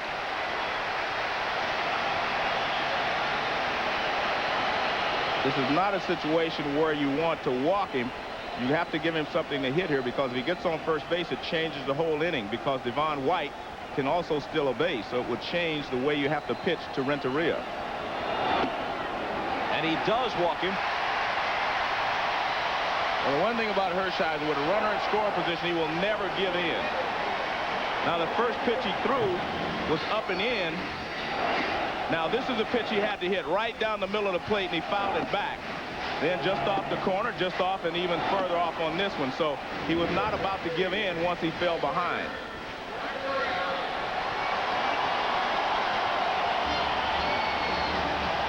Now the infield moves back. Counsell, who doubled to open the inning, is at third. White is at first. 1 out. 1-0 Cleveland, bottom of the third. And this opens up a lot of possibilities for Jim Leyland. He can hit and run, put the runner in motion, or just let him do a straight steal. Not going, ball 1. Renteria, although he hits from the right side, which is a small advantage for Cleveland in this situation, is pretty tough to double if he hits it on the ground. A very speedy runner. Peering at Rich Donnelly, the coach, at third. Tommy Sant on the lines at first for Florida. Cuts and misses, 1-1. Renteria, here's what you see from Renteria this year, and again, pretty well spaced out. Every once in a while, he'll go to right field. There are big gaps in this ballpark in right and left center. Because of the 345 down the right field line and the left field line at 330, there's big gaps in the outfield. He nubs one down the first baseline. A run is going to score. Renteria making Thome tag him, which he does. And on a little dribbler, Renteria ties the game. Now Craig Counsell scores the run to tie this game. And again, Renteria high fives on this little number hit up along the first base side. Little breaking ball that time from Hershiser. And now watch Jim Thome. Jim Thome almost forgot about Devon White. He's going to chase Renteria, tag him, and then chase White back to second base. And here's Counsell. He's off at the crack of the bat. He's going to score uncontested. This one's tied. Good base running there by Counsell. He went on contact, and he got a great jump because Thome was already in a normal circumstance. If he doesn't break right away, he would have had a chance to throw him out at the plate. So good job there by Counsell at third base. Now Sheffield with first base open. He never saw a pitch to hit in the first inning, walking on 4 straight. Called strike. There is his uncle, Dwight Gooden. And he's in a box provided by Sheffield. Gary Sheffield, he said he wanted the Yankees to win. He really wanted the Yankees to win so he could hit against Gooden. Bounce to third. It comes up for Williams, who throws across and gets him. But a run comes home, and after 3, we're tied at 1.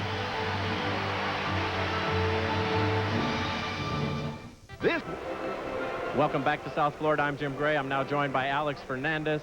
He, of course, pitched in the NLCS Game 2. He had to leave with a partially torn rotator cuff, maybe fully torn. Is it true that when you got better news last week that it may not be career-threatening, that you went to Jim Leyland and said, hey, I want to pitch in the World Series? Yeah, I guess it is true, Jim. It was out of emotion, and I felt that I can do it, but obviously Jim decided my career is too important to risk it at this point. Now, you've been a great cheerleader watching your team and the rest of the NLCS and tonight, but is it just killing you? How difficult is it for you to sit here and watch? Very difficult, obviously, but my health takes preference here, and I'm going to cheer the guys on as hard as I can. Now, out on the mound tonight, Livan Hernandez looks up to you quite a bit. What did you tell him before the game, and how have you helped him? Well, really, I haven't. I'm not going to take no credit for it, but Levy he's grown up much in the last couple of months, and he's done a wonderful job. And as you well know, he's doing a good job tonight, and I'm hoping the best for him. It was a tremendous, courageous performance. We wish you all the best and hope that the diagnosis continues to be better than what was originally planned. Thank you, Jim. I appreciate that. Thank you very much. All right, Bob, back upstairs to you. Okay, Jim, opening the 4th, Livan Hernandez falls behind Jim Thome, who is 4 for 30 in the postseason. 3-0. Green light, fouls it off. Good idea by Mike Hargrove. What a better spot could there be to try to get a guy untracked, let him swing on 3-0, maybe get a fat one. Yeah, but kind of funny, you bench a guy against left-handers, now you let him hit 3-0. I don't know. Well, maybe he just missed the sign. Maybe he blew the sign. And he hits this one hard, but right into the glove of Darren Daulton. He scorched it, but Daulton was there. Well, they're lucky he didn't get any elevation on that one. This is something that he hasn't been doing, handling the inside fastball. Now he gets around on this one and rips it, and Daulton almost got drugged to death on that ball. Piece of Watch cake. this. I mean, but that is what he normally does. I mean, he turns on the inside fastball. He's been having trouble doing that in the postseason, but he turned on that fastball. Alomar struck out his first time up. Hits the first one to Bonilla at third. And Bobby Bowe throws him out. An NBC original event Halloween weekend. 3 legends of evil come alive in present-day L.A. Get out of there. There's somebody coming. Yes, it's House of Frankenstein, 1997. An NBC original event, November 2nd. Grissom bats with 2 out and nobody on, and slices one past the lunging Daulton for extra bases. On his way to second as Sheffield gets it back in. A 2-out double, which if nothing else accomplishes this. It gets Hershiser out of the way so the pitcher doesn't lead off in the 5th.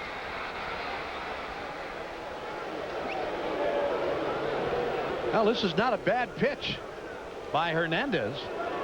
That ball down and away, and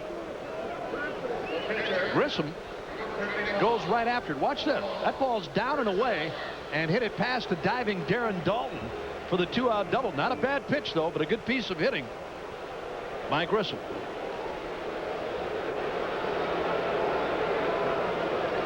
So now Hershiser, who struck out to end the 2nd.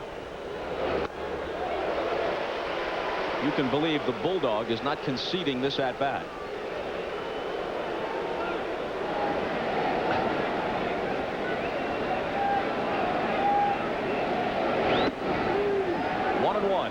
It was early in Hershiser's career, and Tommy Lasorda looked him in the eye and said, you know, with that Opie Taylor face and a name like Orel, who's going to take you seriously? From now on, you are the Bulldog. 1-2.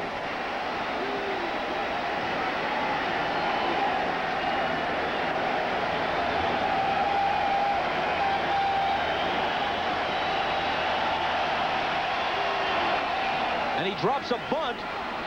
Hernandez throws to first and gets him. A two-strike bunt almost worked.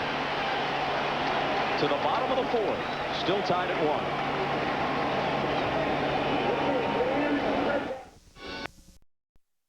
1. In the fourth inning, just grazed his head going under that overhang. So that's 2 hits for Orel Hershiser and only 1 for the Marlins. Bob? And the Bulldog establishing an unofficial World Series record for self-inflicted dome dents during Game 1. And as we start through the order, the middle of this order, the second time around, see Bonilla there, he laid off of that changeup down. He has been swinging at everything Hershiser's been throwing him down. Make him get the ball up is going to be their theme this inning. I guarantee that. It's their second time around. They've seen him. They know what to expect. 2-0 to Bonilla, who struck out to end the first. 3-0. Again, Joe, when you look at Bonilla and look at the Indians outfield and the way Hershiser is pitching him and trying to stay away, but every once in a while he comes inside him and the outfield is shifted way around towards left. Walks him on 4 pitches. The third walk tonight issued by Hershiser. This Bobby Bonilla. Go ahead, you. And that last play that Bonilla handled in the championship series where he pulled a hamstring. He slightly pulled. It wasn't a full pull.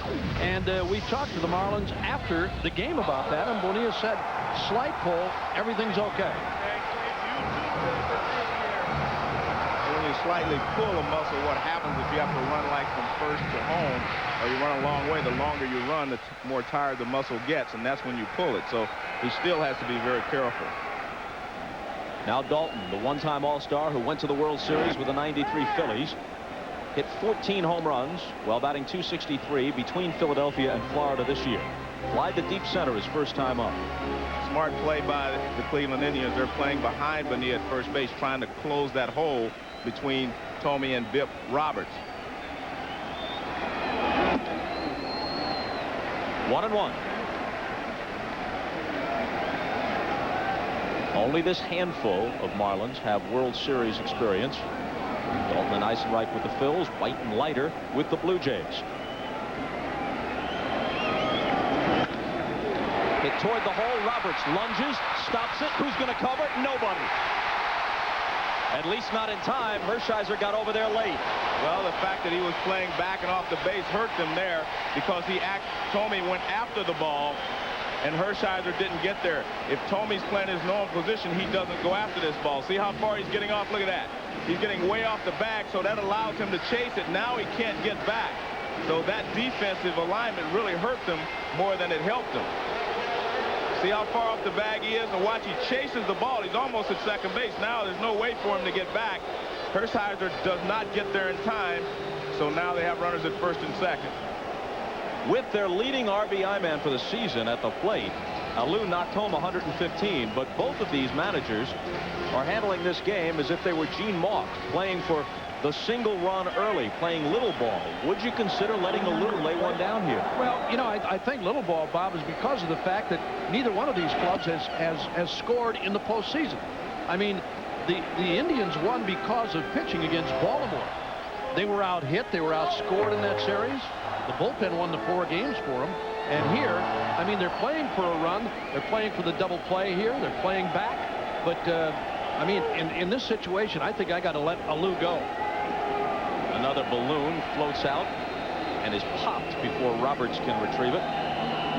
Well, you're not going to have Alou bunting in this situation because he led your team in runs batted in. And you see first ball hitter, he swung at the first pitch. You will chase some fastballs up and away, and you have to throw him a lot of breaking balls. He hits the 0-1 pitch foul. Another consideration, not only, despite his postseason slump, is Alou your top RBI man for the year, but after him, you're working toward the bottom of the order. You know, he hit a couple of balls in the postseason against the Braves in that series. As you look at Charles Johnson, he's due next, that were caught, but he hit them well. And he was bothered by that wrist injury. We saw him injure the wrist in a play in Atlanta trying to catch a home run ball, injuring his wrist on the top of the wall in Atlanta. The 0-2 pitch hit deep to left. If it's fair, it's a 3-run homer. It's out of here. It hit the foul pole. And the Marlins grab a 4-1 lead.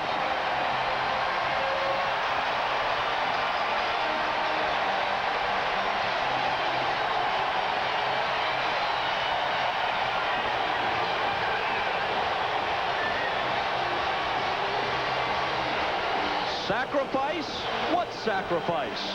The bad pitch from Hershiser. He has an 0-2 count. Look at this pitch. It's a strike. He was trying to get something away from Alou, an off-speed pitch, maybe, but he didn't get it away. Alou went out and got it and pulled it over the left field wall, right down the line. Fair ball.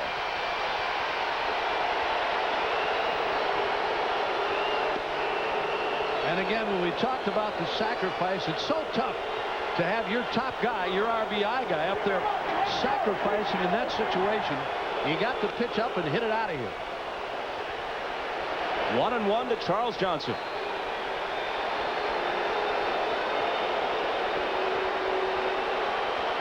When Hershiser gets you 0-2, usually he makes you fish for something, but he made a good pitch or threw a strike.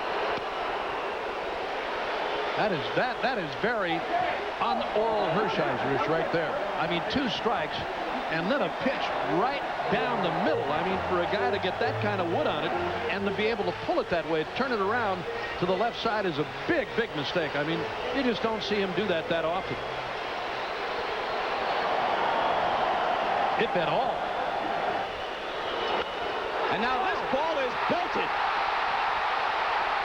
Back to back and into the upper deck.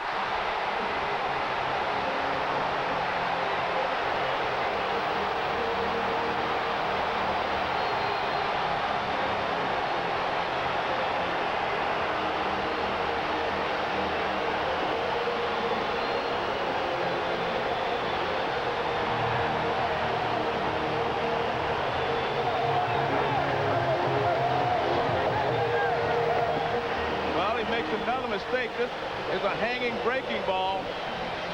Well, it's actually a changeup. And Johnson gets out in front of it and drills it.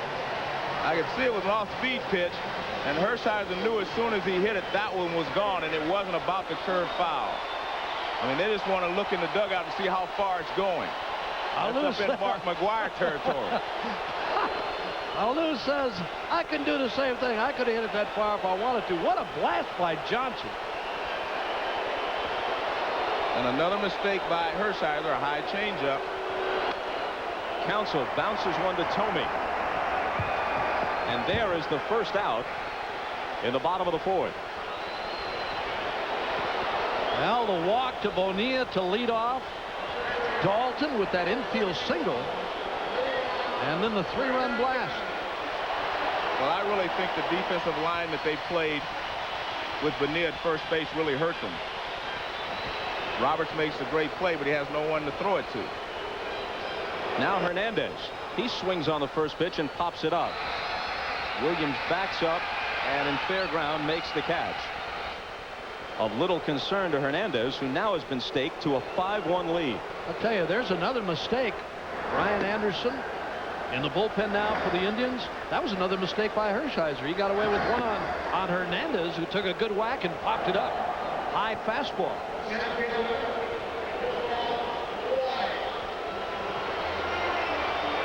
Devon White bats with 2 out and nobody on, but 4 runs home in the bottom of the 4th. We're waiting for the estimate on the distance for the Charles Johnson home run. A titanic shot into the upper deck. Mark McGwire and Andres Galarraga hit balls into the upper deck. Were a little farther. They were in left center field, and they were estimated at over 500 feet. Well, the Marlins toyed with the Gene Mauch approach, and in this inning, they went with the Earl Weaver approach, the 3-run homer, and then a solo back-to-back for good measure. You're right, pitching, defense, and a 3-run homer. That's Earl Weaver's favorite line.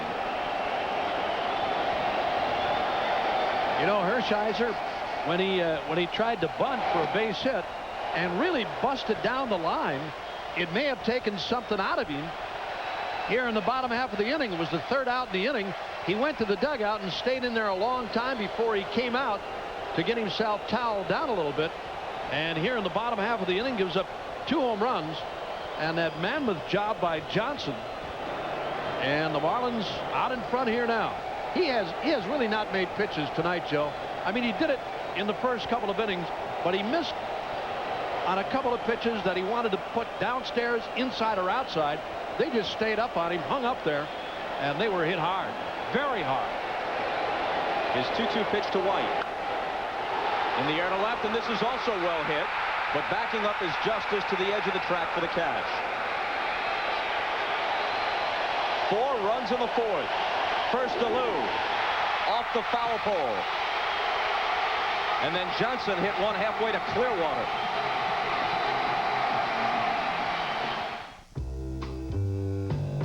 A perhaps shell-shocked Orel Hershiser rocked for back-to-back home runs by Moises Alou and then Charles Johnson.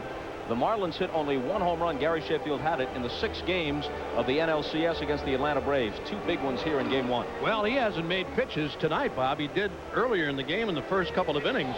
But in that 4th inning, bottom half, he got 2 up, 1 on Alou and 1 on Johnson, and they hit him out of here.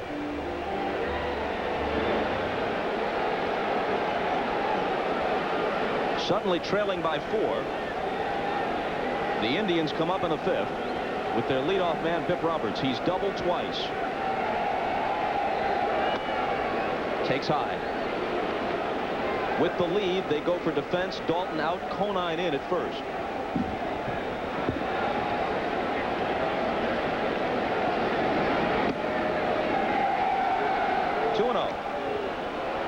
Well, we know enough about the Indians to know that they're not out of this contest by any means. Down by 4.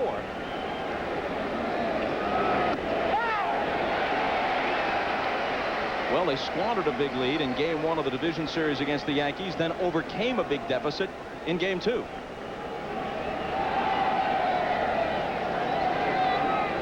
Two-one pitch. Misses. Well, that's where Hernandez has got to stay. He's given up a couple of doubles to Roberts, both on pitches inside. First a changeup, then a fastball around the inside part, both hit to right field. One reason for the Conine substitution is both of these teams advanced because of solid defense, good fundamentals, and consistent relief pitching.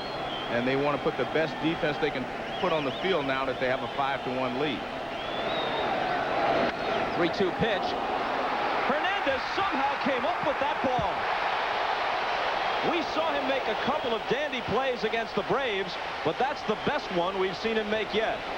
Now, this is a bullet hit back through the middle by Bip Roberts on a low fastball. Watch the reaction of Hernandez. This ball is really smoked.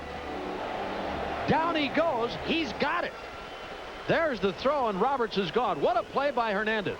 One more look. Low fastball. He hit it right back through the box. Down he goes to make the pickup, and then an easy throw and a la-di-da play on a ball that was really hit. Boy, you got to be something of a contortionist to make that play. Or 22 years old. Vizquel with a shot foul. He's sacrificed and lined to right.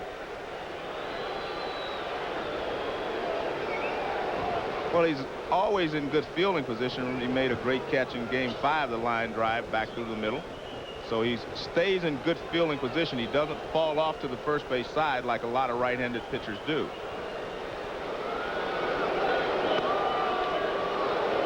Two balls and a strike. Wouldn't it be something if Hernandez, in his first 2 postseason starts, beat first Greg Maddux and then Orel Hershiser. Orel 8-1 for his career in the postseason. Renteria. One shortstop throws out another, and 2 of the game's best will be featured in this World Series. Vizquel and Renteria. tomorrow following an NFL doubleheader on NBC, Game 2 of this series, with coverage beginning at 7 Eastern, 4 Pacific, from right here at Pro Player Stadium. Scheduled pitchers, Chad Ojay for the Indians, and Kevin Brown, the Marlins ace, will go.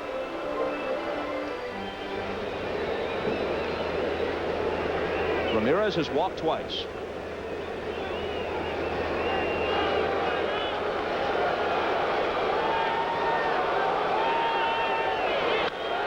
Fouled off. Untold riches await Livan Hernandez here in the States. He's collected some of them already. Meanwhile, his half-brother Orlando works as a physical therapist, we're told, in Cuba for 206 pesos a month, which is about $10.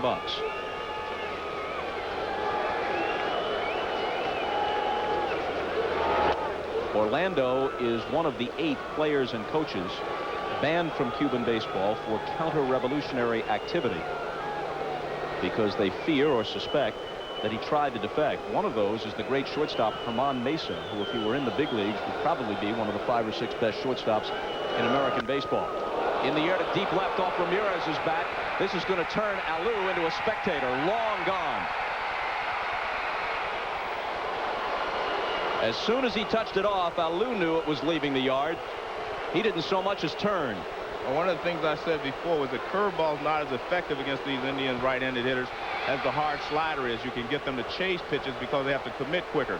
Ramirez uses a pretty heavy bat. He waits back on this curveball, and I mean, he hammers it, hits it off the facing of the upper deck. See, that's an overhand curveball, and it just sits there and says, hit me. And Ramirez does more than that. He pounds it off the face of the upper deck. The slider will be more effective. He better use the slider, not too many curveballs. And Hernandez knew it. He could have hit that with a broomstick. I mean, that thing hung up there and said, hit me as you said, Joe. The Indians get one back. Ball, excuse me, Bob, that he's throwing tonight. And trail now 5-2.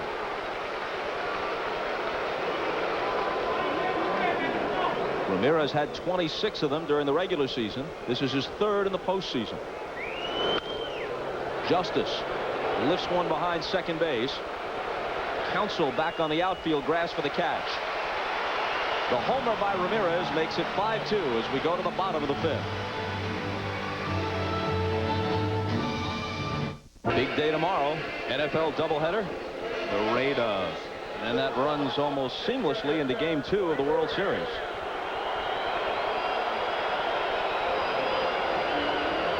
A fish out of water is Billy Marlin, but apparently possessing amphibious qualities. Everybody's doing the fish. That's their theme song here. You wake up and see him in your room in the morning, then you've got a problem. Here he's all right. Especially if you're Luca Brasi. Hershiser to Renteria. Left fielder, Dodgers, 39. Something like that, yeah. Yeah, pretty much.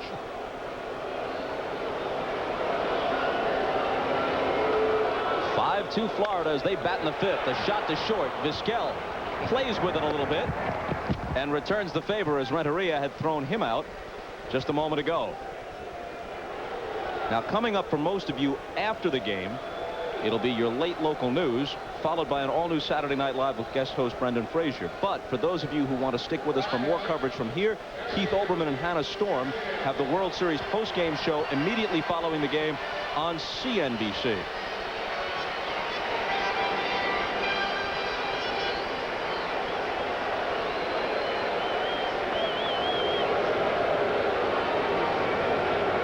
Sheffield has walked and grounded at 3rd. Unlike most of his teammates, Orel Hershiser is not unfamiliar with this ballpark. In fact, he was the losing pitcher in the first game ever played by the Florida Marlins. The Dodgers were the opponent here in April of 1993, and Hershiser was beaten on opening night by Charlie Huff. What was the score? I don't know. 6-3. Was it? Yes. You checked that out? Yeah, I'm just making stuff up to go along with you. Yeah, but my part is true, you understand. No, it was 6-3. We'll check it to make sure. It was 6-3. We get a yes from our gallery behind us. 6-3. Thank you very much, guys. Whether it was 6-3 or not, thanks a lot. Now that mystery has been cleared up, much to the relief American public. 3-1 is the count to Sheffield. That's what Sheffield's needed all day today. He's been hurt. Relief. Playing with a severe stomach virus that almost kept him out of the lineup.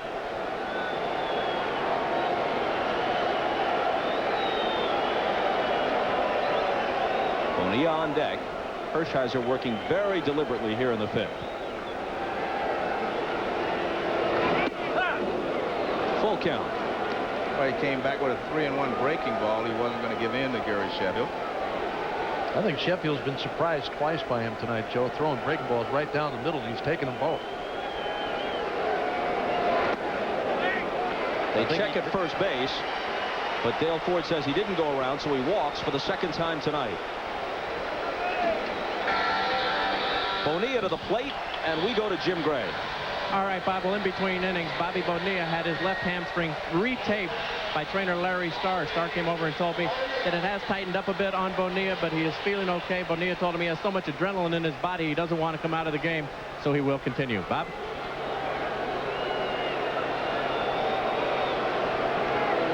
Now Mark Wiley, the pitching coach, trudges toward the mound to talk with Hershiser, and Alomar out from behind the plate. We have two fine shortstops here. One is very flashy, Vizquel. The other one is a classic shortstop. Watch this ground ball that Hershiser throws to Renteria. Now watch how Vizquel feels it.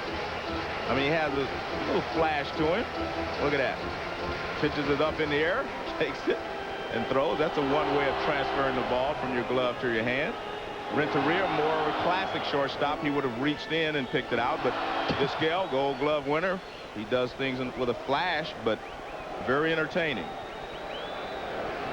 And there's a comparison of the two guys. Renteria, 17 errors. Look at that.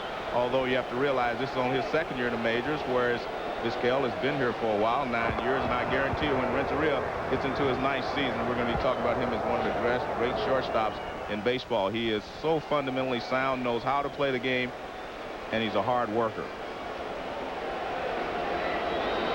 Bonilla has struck out and walked. Sheffield, who was nearly picked off back in the 1st, dives back safely.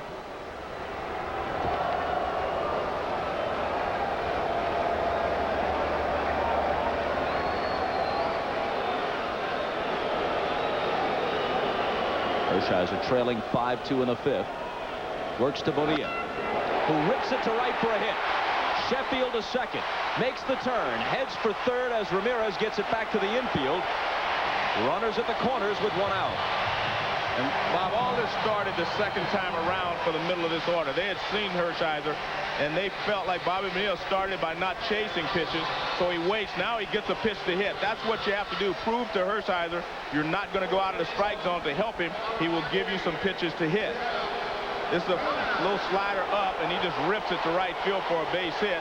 Sheffield heads up, heads around the 3rd because Ramirez is playing so deep he doesn't have a chance to throw him out.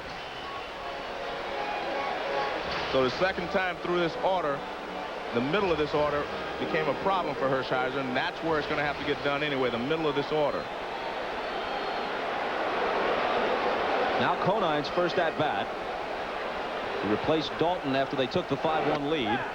And a called strike. Speaking of that first ever Marlins game where Huff beat Hershiser, Conine, one of 2 original Marlins left. Alex Arias, a reserve infielder, is the other. Conine had 4 hits that day.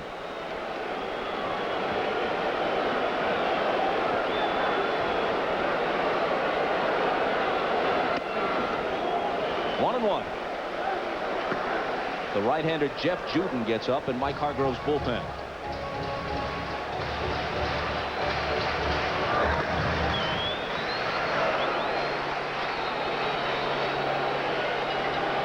Hershiser trying to keep it reasonably close. He and his team already trail by 3.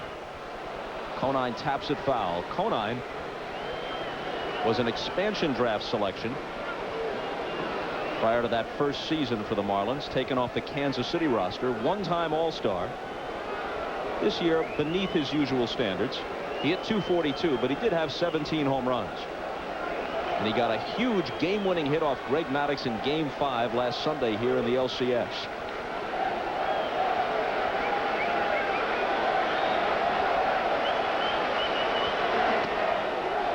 2-2. You mentioned he got a huge hit off Maddox in Game 5, but you have to give Jim Leyland a lot of credit for that. Also, a lot of people were looking for Conine to bunt, and Maddox gave him a pitch to hit, and he hit it back through the middle. So good strategy there by Jim Leyland. If there's a book of baseball strategy, you would think, judging by this postseason, that Jim Leyland has not read it. In on his hands and rolled foul. I mean, he has made some unconventional moves, and the vast majority of them have panned out. Well, he told us, he said, you can take the book and you can take records and everything else and throw them out the window when you get into short series like this. He said, I never go by the book. He said, I go by what I feel my players can do in a game against a certain pitcher. I mean, look at Sheffield. Sheffield has not hit well in postseason at all, but he's walked 14 times, and he's been a key factor in some of these runs that have been scored. He's at third. Bonilla's at first with one out. And Conine fouls it off. Good job by Conine to stay alive there. He's just trying to put this ball in play, and he needs to put it in play because that run is very important. It gets them back to a 4-run lead, which obviously makes it a grand slam before they can be tied. So important that he try to get this run home. And he's battling Hershiser, just trying to put the ball in play. Hershiser at age 39, laboring in Game 1 of the World Series. Trailing 5-2. And another foul ball. Oh, Hershiser giving no indication of retirement, Bob. He said he wants to come back next year. He said he wants to pitch in Cleveland again. He's thought it over and thought about it for a long time. He still feels that he can pitch and help the Indians, and that's where he wants to finish his career next year and maybe a year after that.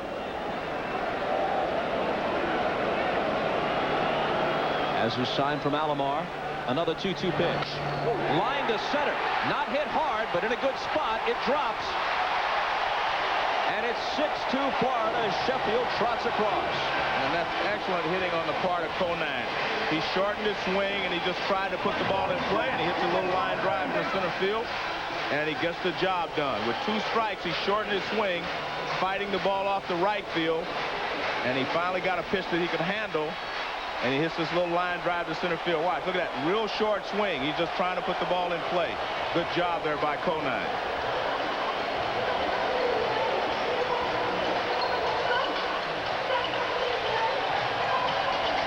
Hershiser is done.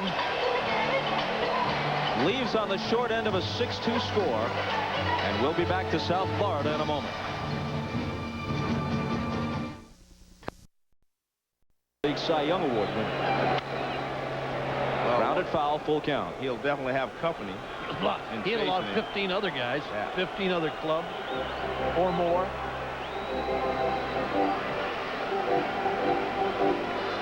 Unusual for a pitcher to have a number like 7.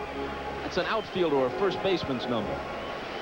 Juden is a little unusual in that, you know, he has great stuff. He's always had great stuff. 3-2 pitch. Bounces away, and a run is going to come home on ball 4. That makes it 7-2. This looked like a splitter that Juden just overthrew. I mean, he tried to throw this split-fingered fastball 90-plus miles an hour. This ball bounced way in front of Alomar, all the way back to the screen. Here it is again. That ball hit in front of home plate. Alomar almost in self-defense, trying to keep it from taking him apart. There you see it bouncing back toward the fence, and the runner from third scores easily. There's Bobby Bonilla. No problem scoring on this one, and the Marlins had one more.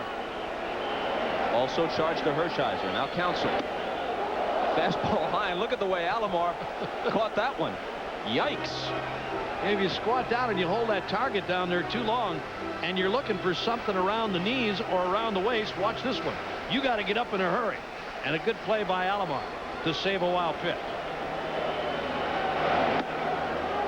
2-0 to Counsell, who's doubled and grounded out. Bonilla just scored the 7th run. Now talks it over with Leyland. Let it go right here. Swing it, Captain! They were together for division-winning seasons in Pittsburgh in '90 and '91. Bonilla was gone to the Mets before the '92 Pirate LCS against the Braves. 3-0 now. Bonilla made an interesting comment. He said, you know, I've been in the league 12 years trying to get to the World Series. He said, I'm happy I'm here, but the thing I'm most happy about is that I'm going there with Jim Leyland, because they have a very close relationship. They've played together, and I remember when Bobby Bonilla left Pittsburgh, you know, Jim Leyland said, you know, he was going to miss his personality, forgetting the fact of all the home runs he hits, the runs he drove in, but he was a very good guy to have on his ball club.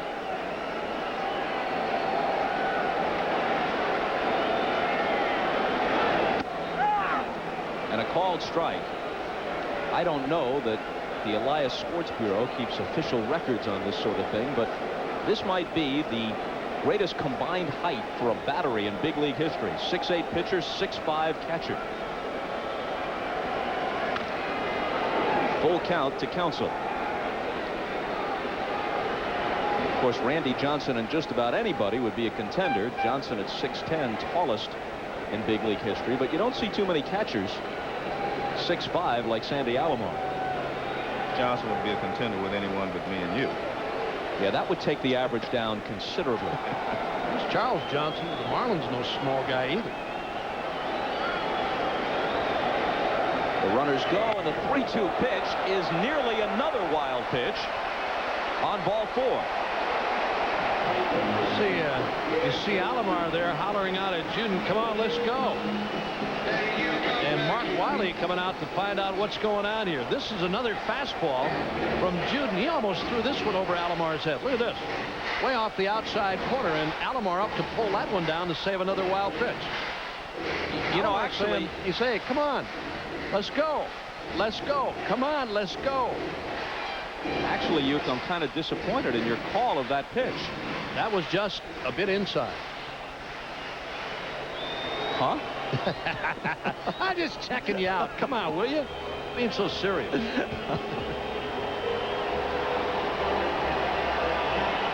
So Hargrove and Wiley figure that Juden should be able to get Hernandez out. But the way the last couple of innings have gone for the Indians, nothing is a certainty.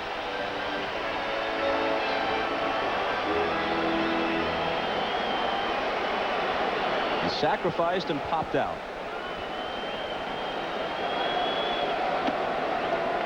Backs out of the box and takes a ball, as if to say, prove to me you can throw a strike. With the bases loaded, now would be a good time for Juden to do that. And there it is. I mean, you've got to say to yourself here, and being Alomar or Juden, I mean, take 3 fastballs and throw them right down the pipe. I mean, forget about the breaking ball or the splitter or anything else.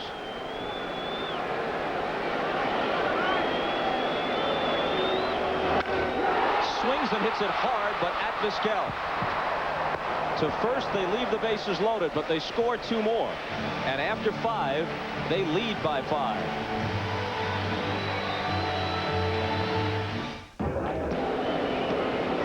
Trailing by 5, Cleveland will send Matt Williams, Jim Thome, and Sandy Alomar to the plate in the top half of the 6th.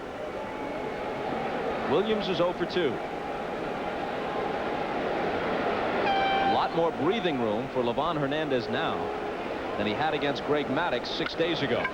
Bonilla takes it on the short hop and guns Matt Williams out. A lot has been said about Bonilla's deficiencies at third base, but we've seen him play an excellent third base in the postseason. I mean, I've never seen him play better than he's playing right now. I mean, this is a tough hop. Now watch, he does the right thing. He shortens it, takes it on the short hop. He didn't run away from it. He came right to it, took it on the short hop, and makes a perfect throw. Jim Thome has now gone 74 at-bats, dating to mid-September, without a home run. Hit a blur down to first base his last time up, but it was caught by Darren Daulton, who has since been replaced there by Jeff Conine. You notice that Thome wears his socks high, and they say he went around. Greg Kosk at third base with the call. Thome wearing the socks high like old-time players, and now virtually all the Indians are doing the same.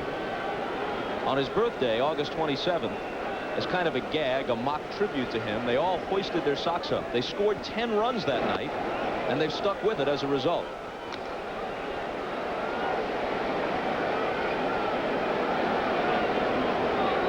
You know, years ago, Bob, there was a rule.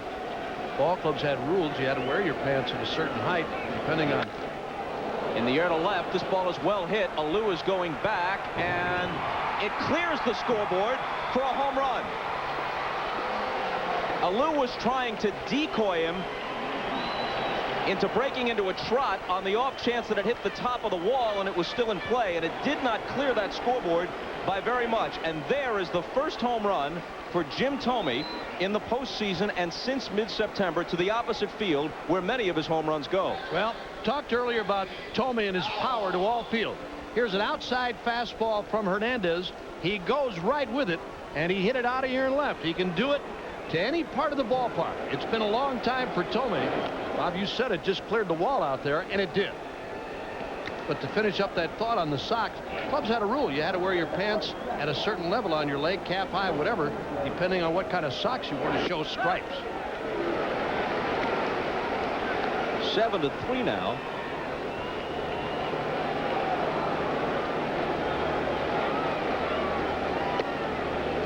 And 2-1 to Alomar.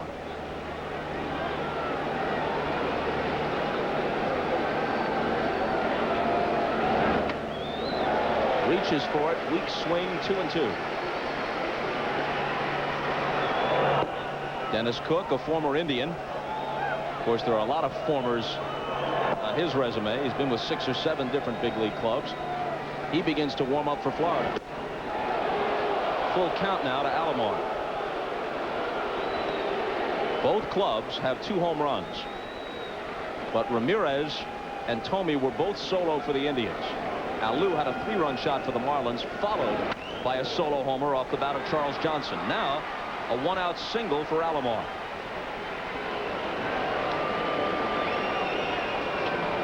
He's 1 for 3, and while Hernandez still leads, and comfortably it would appear, he's nowhere close to as sharp as he was in the game we saw 6 days ago against Atlanta, and the curveball isn't working for him like it was that night. He doesn't have command of the curveball, and he hasn't thrown nearly as many of them since the first inning.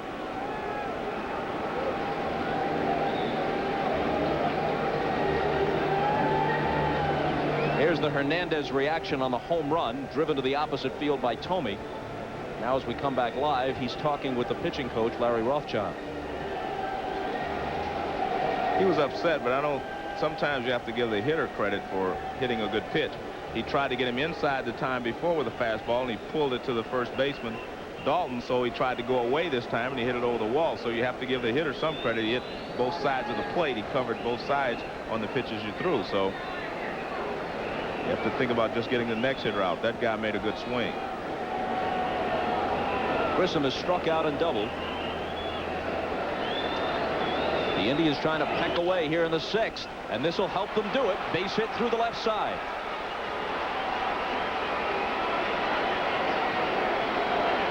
Now they'll go to their bench, and Jeff Branson will pinch hit. Your attention, please. Ladies and gentlemen. Well, Hernandez struck out 15 the last time we saw him. Tonight, he has 4 strikeouts, including striking out the side in the 2nd inning. And he's walked a couple. Well, you talked about the breaking stuff for Hernandez tonight, Bob. That last pitch hit by Grissom was a curveball that hung up high, and he went out and got it and knocked it to left field.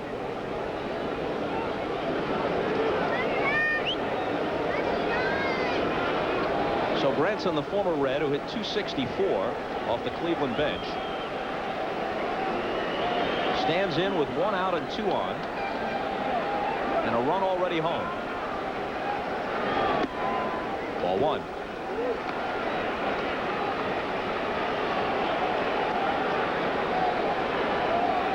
The Indians have 8 hits off Hernandez.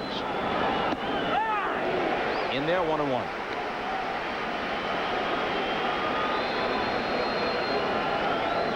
Alomar is at second. Grissom is at first. They each single.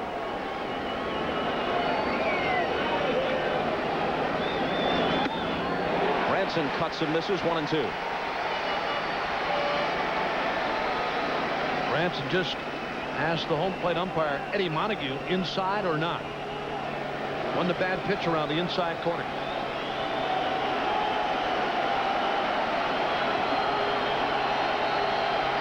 Cleveland with a chance to get back into it here in the 6th.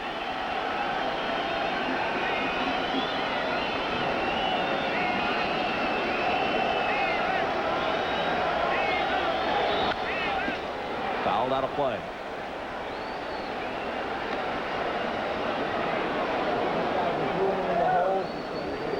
Tony Fernandez, Game 6 hero. Stretching just in case.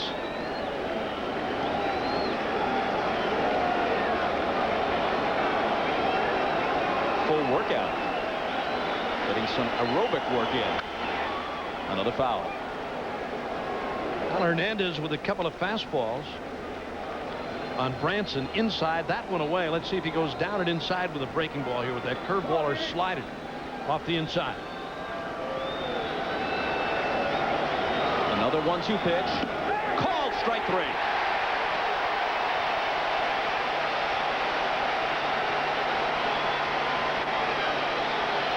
Well, he's throwing some good fastballs under the hands.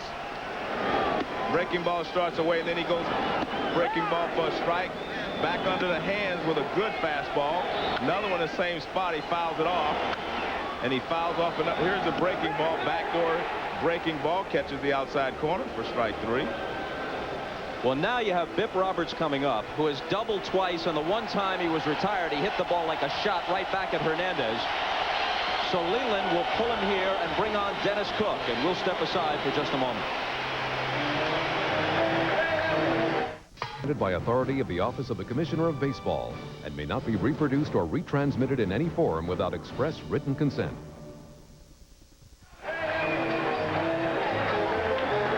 Livan Hernandez exits leading 7-3, but as you're about to see, he is less than completely satisfied.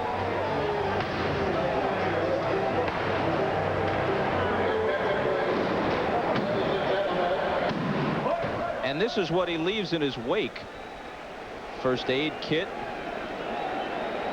Equipment overturned on the way to the clubhouse. John Cangellosi was among those who followed him up the steps to try and calm him down. I guess those guys ought to feel good that he didn't start his tirade when he came into the dugout in amongst all those players. Dennis Cook comes on. Roberts turns around to the right side and fouls the first one off. Cook has been very effective in this postseason. 5 2/3 scoreless innings. He had 2 separate tours with the Indians. In fact, after he was sent to the White Sox, several Indians suspected that it was Cook who tipped the White Sox off to the possibility that Albert Bell was corking his bat. Remember, they confiscated the bat. It started a big brouhaha. Cook vehemently denied it.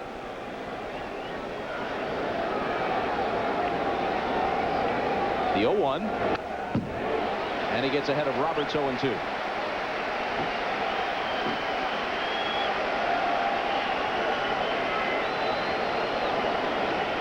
A base hit here could make things very interesting.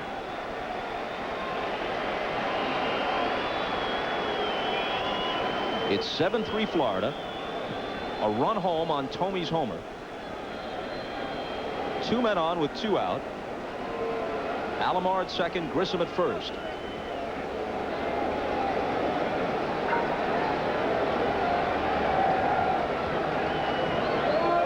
Mike Hargrove told us before the game that he was a little bit hesitant in his first World Series. A lot of gut feelings that he had, he didn't act upon in '95 against the Braves. Quicker to pull the trigger on a strategic move in this postseason. Very daring against the Yankees and especially the Orioles. Here's the 0-2.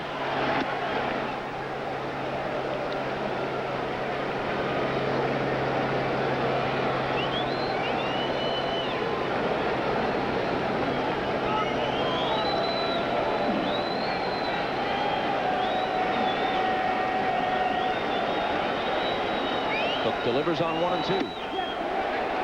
2 balls and 2 strikes to Bip Roberts. A futile check at first. Dale Ford says no. Jay Powell, hard-throwing right-hander. You can hear him make the glove pop as he warms up. And Felix Heredia, the left-hander.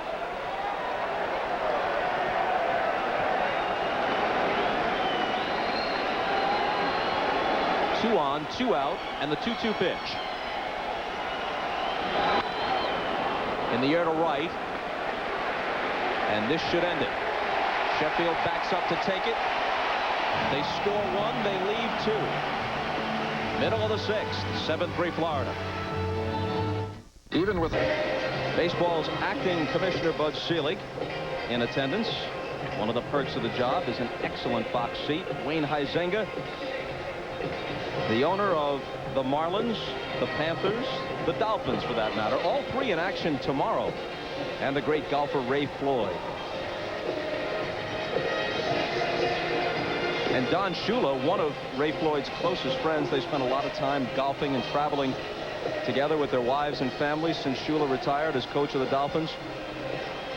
Pro football's all-time winningest coach and one of sports' all-time best guys, Don Shula. Eric Plunk now to the mound for Cleveland. Asked to keep it only a 4-run deficit as the Marlins bat in the sixth. White, Renteria, and Sheffield do. Plunk throws very hard. Down and in, and White skips away. Now that one got away from Plunk, and so did his footing. But as you said, Bob, he's a hard thrower. Good breaking stuff. Splitter. Another guy who I always thought, you know, for as hard as he threw and as well as he pitched, has moved around. Yankees, Oakland A's, now the Indians.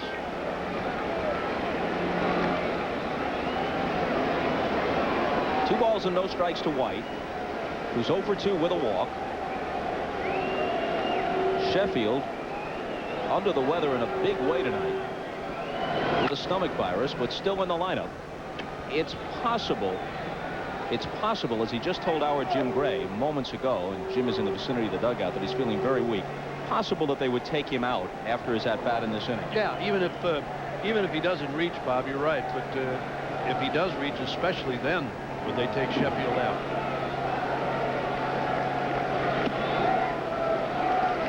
Here's an item of interest. Home field advantage, as you know, means less in baseball than in any other team sport. Doesn't mean nothing. It just isn't as significant an advantage as in football, basketball, or hockey. Here's the 3-1. Hopped up on the infield. Vizquel and Williams. Omar wants it for the first out. Still, you would think, especially with the DH used in the National League parks and not in the American League park, that it would be an advantage not to be sneezed at or sneered at. And yet, there have been 544 World Series games played, most of them, of course, before the advent of the DH. In 92 different World Series coming into this year, 544 games. The home team has won 273, the visitors 271. Absolutely no difference. Well, when you get to this time of the season, you have the best teams playing, and they usually have good road records as well as good home records. So they're capable of winning on the road, and I think that's the difference. Renteria is 0 for 3, and Vizquel will now make him 0 for 4. So 4 of the 7 games, if it goes the distance, will be here on the Marlins home field. We'll see if that makes a difference. Let's take a look at Sheffield's 3 previous at-bats. He walks in his first at-bat. He had a sinker that he grounded to third baseman Matt Williams.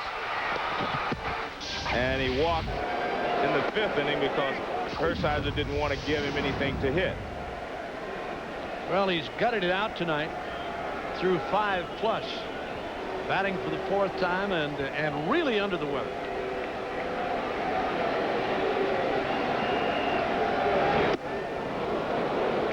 Strike 1 to him with 2 out and nobody on. Well, he was looking for one of those Dwight Gooden fastballs there, and he got a breaking ball from Plunk.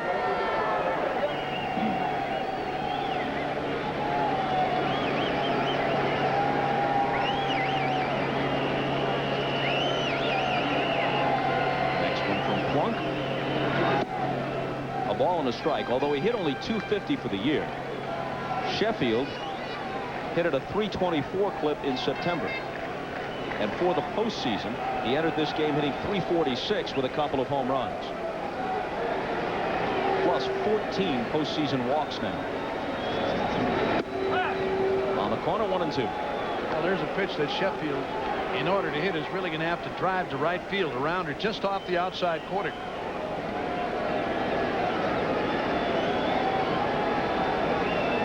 That distinctive twitching of the bat, generating all kinds of bat speed. Swings and misses, goes down on strikes, and we'll see if he's still in the field when we move to the 7th. We're back after these messages from your local station. This Halloween weekend. Biggest crowd ever to see a baseball game involving the Florida Marlins. They opened up some seats that previously had been used only for football, with Marlin mania gripping South Florida after the division series sweep against the Giants and then disposing of the Braves in 6. We don't have the official attendance yet, but it will be a record. Dennis Cook works to Omar Vizquel, Matty Ramirez, and David Justice in the 7th. Both of these teams' bullpens have been exceptional, especially down the stretch. And Jim Leyland calls on Dennis Cook, who has done a great job for the Marlins this year. And they're set up now so that they can work their way to Rob Nin, their closer. Quickly 0-2 to Vizquel, who's 0 for 2 with a sacrifice tonight. Both of these teams' bullpens did a great job. I mean, the Cleveland Indians bullpen won all of their games against Baltimore. Talking about the bullpen, the Marlins bullpen is busy again. I talked to Nen tonight before the game, Joe. I said, how you feeling? He said, I feel great, man. We got 4 more to go, 4 more to win, and it's over. If it takes a whole week to do it, he said, I feel great. I'm ready. Still 0-2.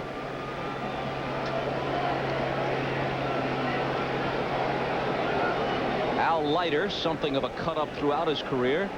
Zany hijinks with the sidelined Alex Fernandez. Max Patkin.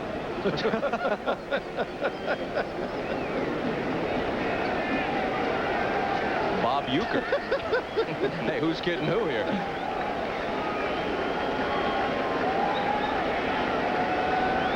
Another 0-2 pitch. Foul back.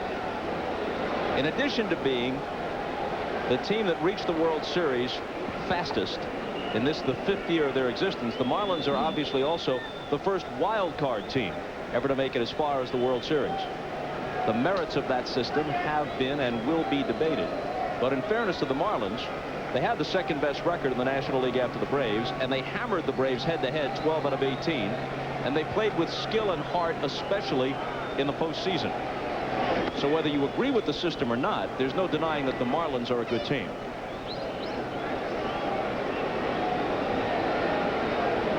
There's their owner. What a day for him tomorrow. He's going to watch his Panthers play an afternoon game in person, come to the ballpark here and watch the Dolphins play on television. They're on the road, obviously, since this is their home park. And then Game 2 of the World Series. What a triple header for South Florida, and especially for Wayne Huizenga, who virtually owns the state. Yeah, I was just going to say, if you own all 3 clubs, it's really not that hard to take. Great group of toys to play. Oh, yeah, right? You got that right, Joe. His Panthers reached the Stanley Cup Finals in only the 3rd year of their existence, so quick success is not new to him. Here are the Marlins in year 5. 2-2 to Vizquel. Cook trying to protect a 7-3 lead for Hernandez, and Vizquel making him work.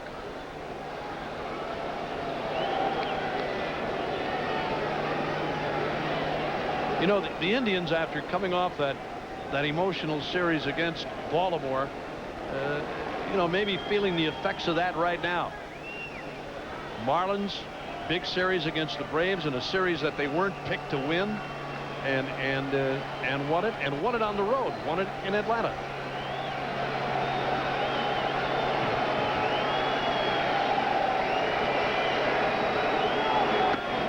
And finally, Cook takes care of Vizquel. 1 out on the Cleveland 7th. Trilogy Pretender, Sleepwalker, Profiler, The Saturday Thriller. Pretender, Sleepwalkers, Profiler. Coming in 2 weeks on NBC. Speaking of the Atlanta and the Marlins series, I thought Ryan Klesko put it best. He said, we outpitched them, we out-hit them, but we did not outplay them. And I think that was the key to that series. The Marlins played so well, did not make any mistakes. And the Cleveland Indians did the same thing against the Baltimore Orioles. They took advantage of mistakes made by the Orioles, and the Marlins took advantage of mistakes made by the Atlanta Braves. So here are the Indians with just 86 victories. Fewest victories of the 4 playoff qualifiers in the American League, but peaking in the playoffs. And they find themselves in the World Series. Only one team has ever won the World Series with fewer victories over a 162-game season. That was the '87 Twins, who won 85. Only one other team ever made it to the World Series with fewer victories in a 162-game season. That was the '73 Mets, who lost in 7 to the Oakland A's. And the year Minnesota did it, they were the 5th best team in the American League win and loss record. Yeah, they were first in the West, but as a function of the balanced schedule, which has never made much sense, they were able to get in. Well, 3 different clubs who had better records in the East were out of the playoffs.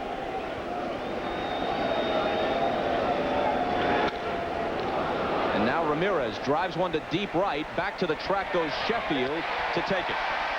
Manny had homered his last time up, gave this one a ride, but he's retired for the 2nd out in the 7th. Well, no matter what you say about the Indians, they beat the Yankees and they beat the Orioles to get here, and that's all that counts. Gary Sheffield retrieving the glove out in right field. Another guy, I thought maybe Jim Leland might lift him after that last AB, but Sheffield's still in the game and obviously wants to stay in the game. You know, we talked to Jim Leland tonight, Bob, and talked about the emotions of winning and getting to the World Series. He said, hey, I don't want nothing. He said, this belongs to the players. He said, everything that's happened this year was because of the players. They're the ones that deserve it, deserve all the credit, and should enjoy it. He said, I'm just a little part of it. But the players say the same thing about him. And they're all happy for Jim. There's not a more candid guy around. No, he'll level with you. He won't give up the information gratuitously, but if you ask a question, he will level with you.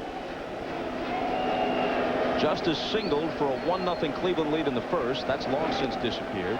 Since then, he's popped out twice. 2-0. David Justice, not a routine out against left-handed pitchers. David Justice hits left-handed pitchers as well as anybody. Just ask Mike Hargrove. Yeah, he does. He left Jim Poole in to pitch to David Justice in Game 6 in Atlanta. And Justice was with the Braves, and he homered off the lefty Poole for the only run in a 1-0 Game 6 series-clinching victory. A 2-0 from Cook is high. In fact, Hargrove told us, now that Justice has been my player, and I've seen him day in, day out for a full season, I realize what a good breaking ball hitter he is. And if I'd known that, I wouldn't have let Poole, who doesn't throw as hard as some other guys I had, in to face him. I would have brought in a right-hander even who threw harder. All you've got to do on Justice is watch his front foot against left-handers. You don't see that front foot flying out towards first base. He's going right into the pitch all the time. I mean, unless he's really looking for something, or somebody throws that nasty big old breaking ball, but other than that, he's right into the pitch. All 4 to him. A 2-out walk in the 7th. When you look at the heart of this order, though, Ramirez, Justice, Matt Williams, Jim Thome, even Alomar after them, you put a guy on, you're one swing away from this being a close ball game again. It seems as if the Marlins are cruising, but if Cook should groove one now for Matt Williams, they're back within 7-5. Yeah, 33 home runs for Justice, all with over 100 RBIs. 32 home runs for Williams and 40 for Thome.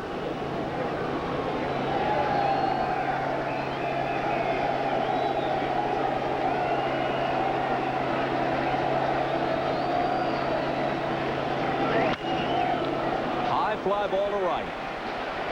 Sheffield has it lined up. It's stretch time in Florida. Game 1 of the Marlins' first ever World Series.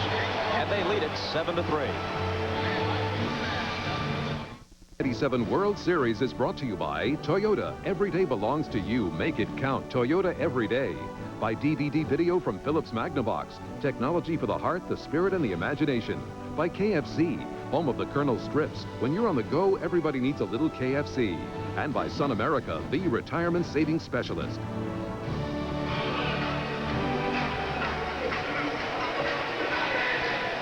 Leading 7-3. The Marlin fans have stretched, enjoying the first ever World Series game in South Florida as we move to the bottom half of the 7th. You know, if this score holds up and then you look ahead to tomorrow night, you have to say that the pitching pairing favors the Marlins. Kevin Brown against Chad Ogea. They could get out of here in pretty good shape before they get on the plane to Cleveland. Bonilla's 1 for 2 with a walk. Eric Plunk still in there as we go to the bottom of the 7th. Starts Bonilla with strike 1.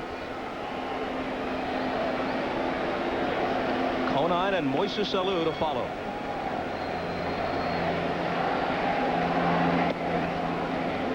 One and one. When a guy throws as hard as Plunk does and wears glasses, it leaves you feeling just a bit uneasy. Well, he does you a favor a lot of times by throwing you the off-speed stuff. He's got a very good splitter and a fastball way +90. Line to right. In there in front of Ramirez for a leadoff single. Bonilla's second hit of the game. What I was talking about right there, that was a splitter. That was a splitter from Plunk. Just what I talked about. I think he does you a favor sometimes by throwing you the splitter. Here it is, and it hangs up. It hangs up. There it is, right there. Stays about waist high. Bonilla jumps all over it and lines it to right for a base hit.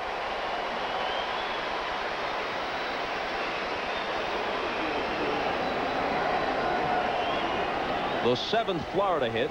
Cleveland has 8, but where it counts, it's 7-3 Marlins.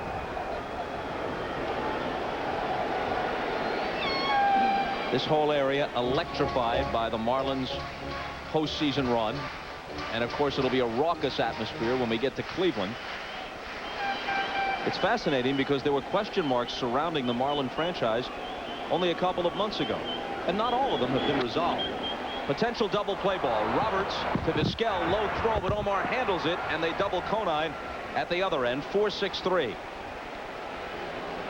Remember, coming up for most of you after the game, your late local news, then an all-new Saturday Night Live with guest host Brendan Frazier. But for those of you who want more baseball, on CNBC, an extended post-game show hosted by Keith Olbermann and Hannah Storm. Moises Alou. 1 for 3, but that one hit was the game's biggest. It snapped a 1-1 tie, a 3-run homer off the foul pole and left at the expense of Oral Hershiser. That came in the 4th. In their first year, the Marlins drew more than 3 million fans. Then they were really hurt by the strike. That took a lot of momentum away from them. The same thing didn't happen to the Rockies. The strike eventually settled and the fans kept coming to Coors Field, but it didn't work that way here, and their attendance fell off. 2-0. Then they committed all that money in the offseason, $89 million of it, to improve their team and acquire free agents. It paid off at the gate. Their attendance increased, but not enough to offset the additional financial commitments. And Wade Huizenga claims he lost $30 million this year and talked about selling the team. Eventually, despite the sellout crowd here, they need a new ballpark. This is just a reconfigured football stadium. They probably prefer that it be a retractable roof facility, given all the thunderstorms in the summer here. So they're working on that. Who knows what the future of the franchise is, but right now they're reveling in a World Series. And Alou draws a 4-pitch walk. Well, every place we've been, and no matter where you go in Florida, I mean, the talk is the Marlins, and it's kind of strange, Bob, because for the most part it's been basketball and football here, but the fans, and again, it took the Marlins to get to postseason. They were still upset prior to postseason. I mean, fans weren't showing up here. They were booing the Marlins, and until they got to the postseason, and these fans realized, hey, we've got ourselves a pretty good ball club here. Did they start coming out in droves? A strike to Charles Johnson, whose 4th inning home run was estimated at 438 feet. Well, I'd have to measure that again. That's the upper deck up there. That thing wasn't even coming down yet when it hit the seats. Yeah, I would have guessed it was more than 438. Oh, yeah. 442. What's wrong with these people? You could see that from here. What happened with that tail of the tape that they do in ballparks during the summer? 0-2. As we noted during the league championship series, if he hit just 200, his defensive skills alone would justify your having him in there. But he's become a dangerous hitter, especially in the late innings. A mile-high pop into shallow right. Roberts out. Ramirez in. It's Manny. And that'll do it in the bottom of the 7th. It remains 7-3 Florida in Game 1 of the World Series. On to the 8th, Dennis Cook has worked an inning and a third of scoreless ball out of the bullpen. That gives him exactly 7 innings of postseason pitching this year, and no one scored on him. He turned 35 just as the playoffs were beginning. You didn't know better. You'd guess he's had that hat all 35 of those years. That is a mangy-looking chapeau. Thome fouls it off. He homered his last time up, breaking a long drought. More than a month had gone by since he last connected. Well, Mike Hargrove said that he's starting to hit the ball a little bit better. He's starting to make better contact. That last fastball from Cook, I mean, Thome was right on it. Had a good cut and fouled it back. That one got a piece of Johnson and Montague. He had a good cut at that ball.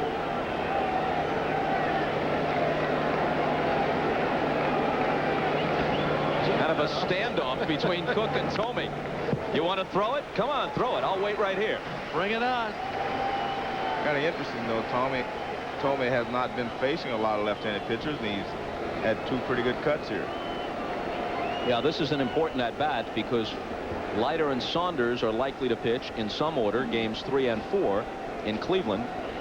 Thome has no history against the rookie Saunders. Mike Hargrove told us he's 1 for 10 lifetime against Leiter, who used to be in the American League. And even with the 40 home runs, no guarantee he plays both of those games. Well, Thome said the 1 for 10, the one hit he had off Leiter was a home run. He drops down sidearm. Doesn't miss by much. After a couple of fastballs, I thought he might come from the side, which he will do every once in a while. Cook doesn't do it too often, but every once in a while against a left-hander, he'll drop down sidearm style and try to get you moving out of it.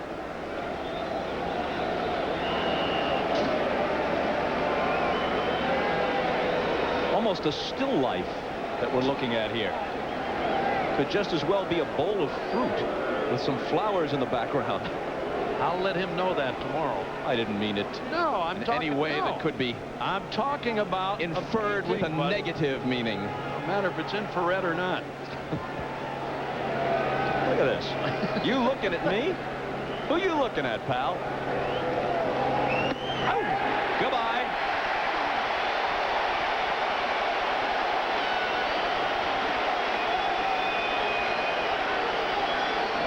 Thome swings and fouls a fastball back.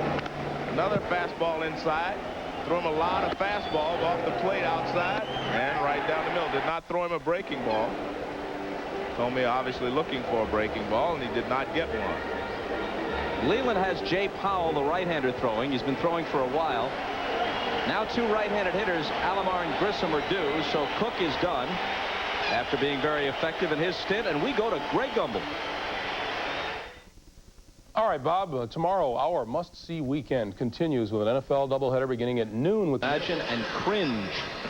So tomorrow, a day of sports on NBC that could have come to you by way of Zane Grey. We've got the Cowboys and the Indians. The Cowboys early on the football field and the Indians late on the baseball diamond. Another good performance by Dennis Cook. I'll tell you, he's been around a long time, Bob. As you said, he's been with a number of ball clubs, but he still throws very well. He throws strikes. He's not overpowering anymore, but he makes pitches on you. Doesn't have a really big curveball, but he's a veteran. He's been around, and he knows what he's doing. That's obvious. And a ball to Alomar, who singled his last time up. is only hit in 3 trips tonight. He's barely hitting 200 in the postseason, as you see, but he's gone deep 3 times. And he got the huge game-winning hit in Game 4 in the 9th inning against Baltimore at Jacobs Field.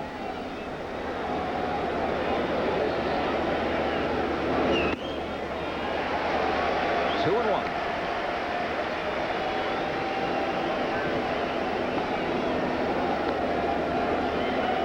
Jay Powell is 25 years old from Collinsville, Tennessee. He was 7-2 this year. Seldom in a closer's role, had a couple of saves. Hop right side. Johnson and Conine into foul territory. Conine. This pitch around the outside. Pardon Sandy may have tried to pull that ball. He picked up a base hit to right field back in the 6th inning. This time he tried to pull an outside fastball and popped it up to Conine in foul territory. There it is again, little sinker and around the outside corner, and Alomar pops it up. And let's take a look. Pitch on the outside corner, right on the corner. Good pitch there from Powell. For those of you who haven't been with us earlier in the postseason, just tuning in now as the World Series rolls around, supervision is a computer tracking of the pitch. Tracks its speed and its break. Grissom has struck out, doubled, and singled.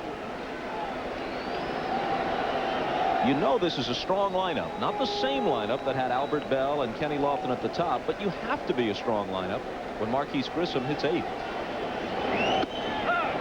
And that's 8th with the pitcher in there. In a DH lineup, there have been some times when he's been slotted 9th. Well, they're definitely a different type of ball club than they were before. And they think they're better equipped to play against National League teams. 2-2. 2 years ago, in a season shortened by the continuing strike, Cleveland won 100 games and lost 44. One of the great single-season teams of modern times. This year, not nearly that sort of juggernaut, but back in the World Series. The 2-2. Full count. It's a mark of modern baseball that we're only 2 years removed from the '95 World Series, yet it seems like an eternity, and only 10 players remain on this World Series roster who were part of the Indians' pennant-winning season in '95. And actually only 3 everyday players: Alomar, Vizquel, and Manny Ramirez. Also Jim Thome. I'm sorry, 4 players.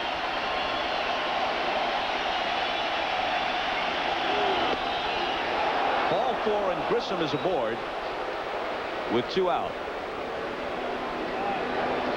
Not a running situation anyway, since they trailed by 4. Grissom stole 22 this year. There was a time, as Ed Vosberg gets ready, veteran left-hander, a time when Grissom was one of the most feared base stealers in the majors. He stole 76 and 78 in consecutive seasons when he was with the Expos early in this decade. Brian Giles now comes on as a pinch hitter. The absence of the DH removes him from the lineup. In American League games, Justice has often DH'd, and Giles has played left. And he'll be back in there somewhere when we get to Cleveland. Fouls the first pitch back. And David Justice, in talking about coming back to play in the outfield, said how much easier it is to play and how much more rattled he is as a DH when he has to sit on the bench in close games. He said he cannot make himself sit still when he's DHing in a close game. He said he's got to be up and down and walking around. At least when you're in the field, you get to relax a little bit and do some chasing defensively.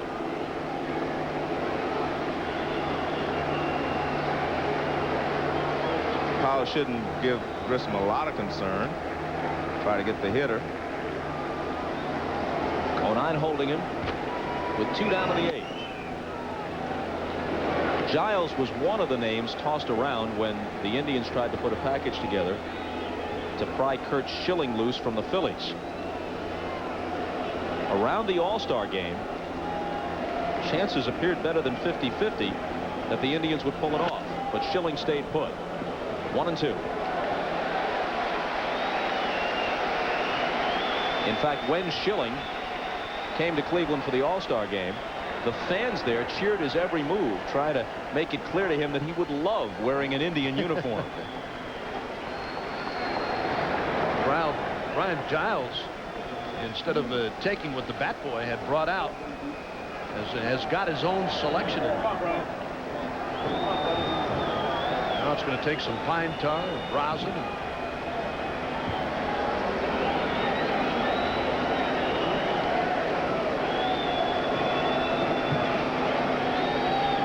Giles, a definite long ball threat, hit 17 homers this year.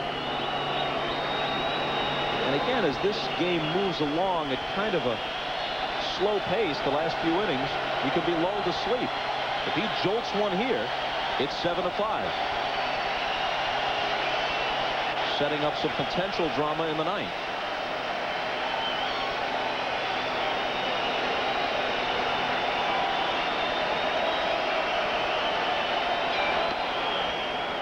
Two and two. Well, this crowd in Miami, or in Florida, despite the fact that it's a record-setting crowd, has really not been firing off tonight. I mean, they've done it a couple of times, but it's not what I expected to see with this kind of a crowd. Every once in a while, somebody starts to get up, Bob, and you see it moving around the stadium, but that's it. Full count as Johnson slides over to block it. Nothing like the electricity we felt here in their last home game, Game 5, when Livan Hernandez struck out the 15 Atlanta Braves. Oh, they were rocking and rolling from the opening inning on. And today, even on our arrival here, I mean, the parking lots were jammed and everybody was fired up. Not so inside tonight. That, of course, was a one-run game in doubt to the final pitch. Here they lead 7-3. The runner goes on the 3-2 pitch. In the air to deep right center field. Sheffield over, can't get it. It's down in the gap, and coming home is Marquise Grissom, and Giles on his way to third with a pinch hit triple. Close play, but he's in there.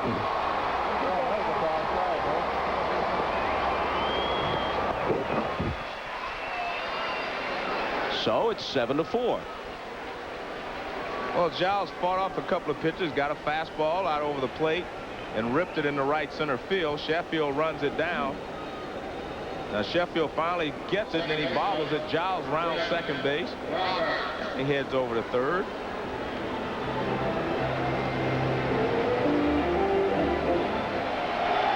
Giles takes a fastball over the middle of the plate, just rips it in the right center. Now he decides he wants to go for three.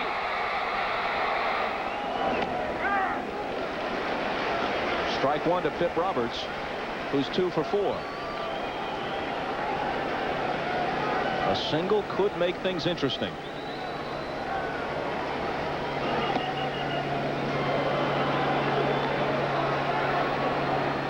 Well, here's Giles as he rounded second base on his way to third. Risky play, because with 2 outs and trailing by 4 runs, 3 runs at the time.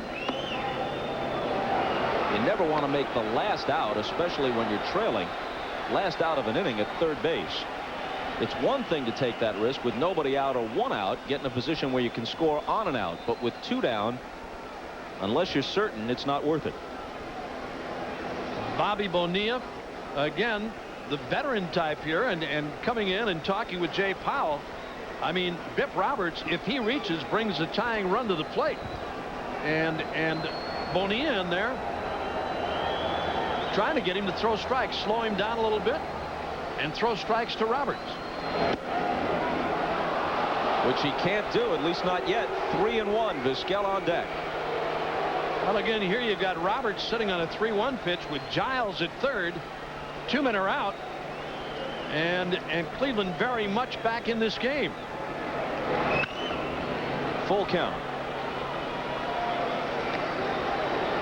Now Nen, the closer, joins Vosburg. They usually don't like to bring Nen in except at the start of an inning. They don't like to hand him the ball with men on base and a rally underway. Saw an example of that in Atlanta when they let Kevin Brown finish the ball game.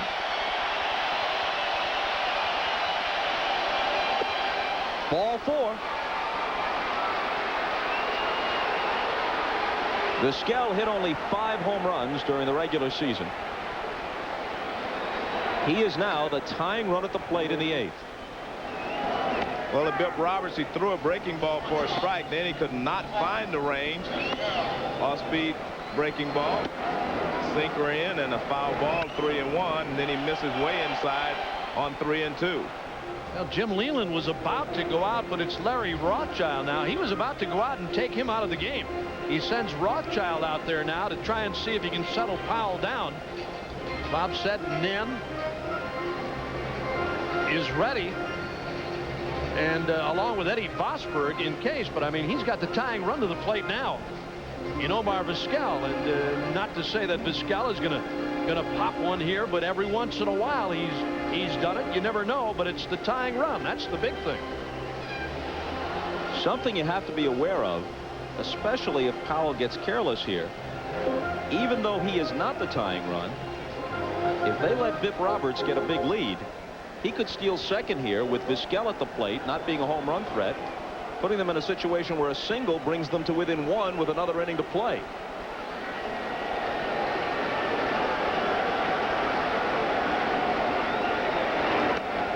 Ball 1, down and in. Well, most managers will not run in this situation for 2 reasons. One, if he gets thrown out, you take you out of the inning. The other is obviously Charles Johnson behind the plate makes it unwise to try this in most situations. Valid considerations both, especially the second one. Well, Hargrove told us before the game, he said, I'm not going to do anything foolish against this guy. We know how well he can throw. Talking about Charles Johnson. There you see it, CJ's rule. But Powell all over the place here on Roberts and now on Vizquel. Finally a strike. Turning the conventional wisdom about the 2 leagues on its head, Cleveland has stolen 11 bases in the postseason. Florida only 3. 3-1. Ramirez, who has a homer in this game, will be next. We talked earlier about the Indians not being out of this thing when they were down by 5. And here they're right back in it. 3-1 pitch bounced foul. 2 things happened to get them back in the ball game. One was he didn't want to leave Dennis Cook in very long because he wants to use him a lot in this series if they have to go 7. So he took him out when he was doing the job, and now Jay Powell not able to do the job.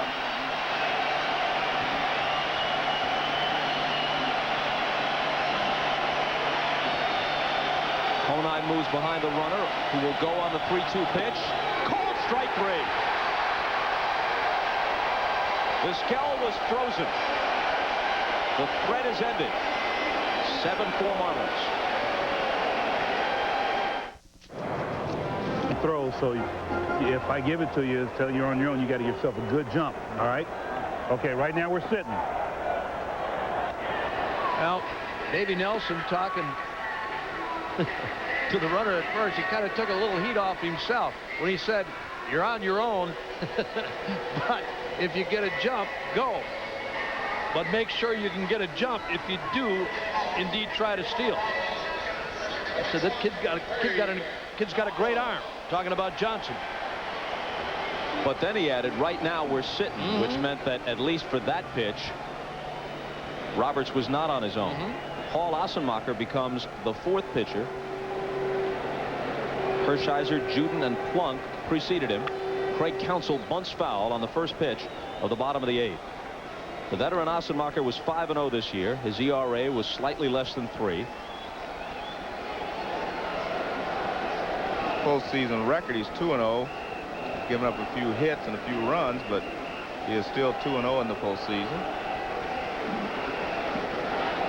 The pitching coach Mark Wiley alongside Hargrove. Counsell's 1 for 2 with a walk. He had a 3rd inning double. Behind on the count here, 0-2. Rookie from Notre Dame.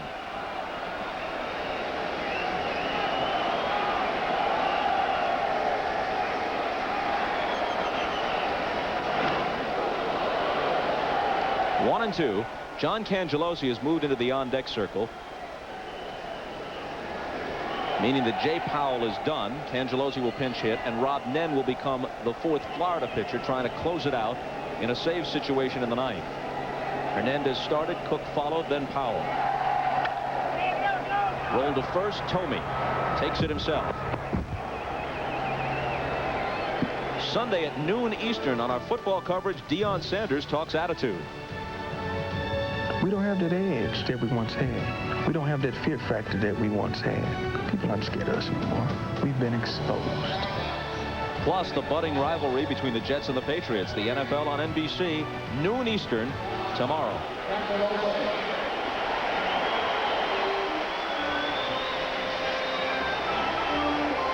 Jets and Patriots had that great Sunday night game early in the season that the Jets almost won, missed a late field goal at the end of regulation, then lost in overtime. Angelosi taking a strike, switch hitter, facing Assenmacher with one out in the bottom of the eighth.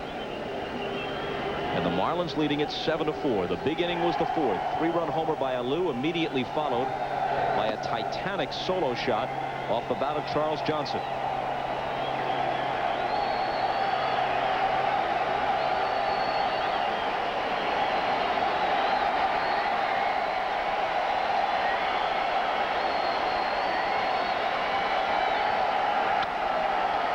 Hit well but foul. The Marlin bench is better than it has been in previous years. They still have the useful Alex Arias, who's been with them since their inception in 1993. But now they have Dalton if he doesn't start. And if Dalton is in there, then Conine comes off the bench. They have Eisenreich.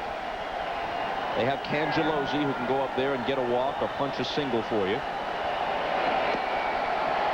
Or in this case, sit down with a strikeout. There's a big breaking ball from Paul Assenmacher, and Cangelosi couldn't check his swing. That was an excuse me job. Here's that curveball again by Assenmacher. He's got a beauty. Number one pitch. There you see it, down low and inside, and Cangelosi can't check his swing. That was an excuse me job on that low inside curve. You see that breaking ball down low and away, down 6 inches, and a break off the outside. So Assenmacher records 2 quick outs in the eighth. Bringing up Devon White. 0 for 3 with a walk. Another valuable reserve for Jim Leyland is whichever second baseman doesn't play. Craig Counsell and Kurt Abbott have been dividing duties. Counsell started tonight. Well, the Marlins have a very fine bench, and Leyland knows how to use it. Assenmacher quickly ahead of White, 0-2. There's Kurt Abbott, veteran middle infielder, playing mostly second base these days as Renteria takes care of the shortstop duties.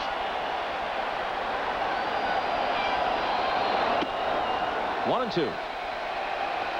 In the ninth for Cleveland, it's the middle of their order: Ramirez, Justice, Matt Williams. If anybody gets on, then Hargrove has Thome and Alomar waiting.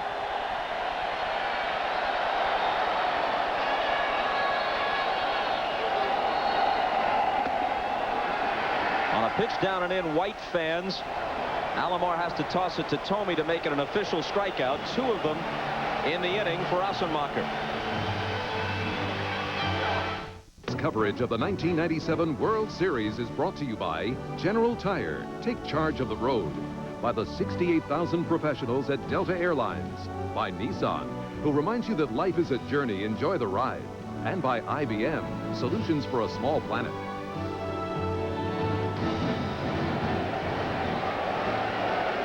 Enter Rob Nen as expected. 9-3 for the year, 35 saves. He blew 7 saves during the regular season. He has the widest possible margin of error for it still to be considered a save situation. A 3-run lead as he starts the ninth with strike 1 to Matty Ramirez. 2 walks, a home run, and he's flied to right.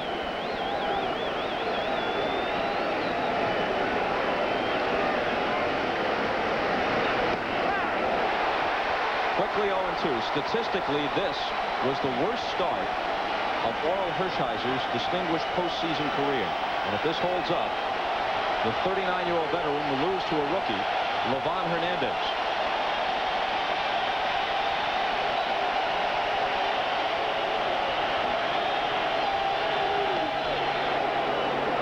Hernandez was not brilliant. 5 2/3, 8 hits, 3 runs. He struck out 5 and walked 2, but he stands to be the winner. Hershiser lasted just 4 1/3 and gave up 7 earned runs, 6 hits, and he walked 4. Well, the question now is, will he pitch game 4? He being Hernandez or Hershiser? Hershiser. Well, they've got Jarrett Wright, the rookie, penciled in for game 4, and then Hershiser would come back in game 5, the way it's set up now. Which is, the Marlins aren't going to pitch Hernandez in game 4 either, so they would probably match up again. Jarrett Wright, something of a sensation at the start of the playoffs, and now Mike Hargrove quoted as saying, look, he's just a kid. He may not have much gas left in his tank. He's never pitched this many innings or this deep into a season. Renteria at short. Takes care of Ramirez, out number 1 in the 9th. 2 years ago, the World Series began in the National League City, and Mike Hargrove's Indians lost the first 2 to the Braves in Atlanta and never really recovered. Here, they're a couple of outs away from going down 0-1.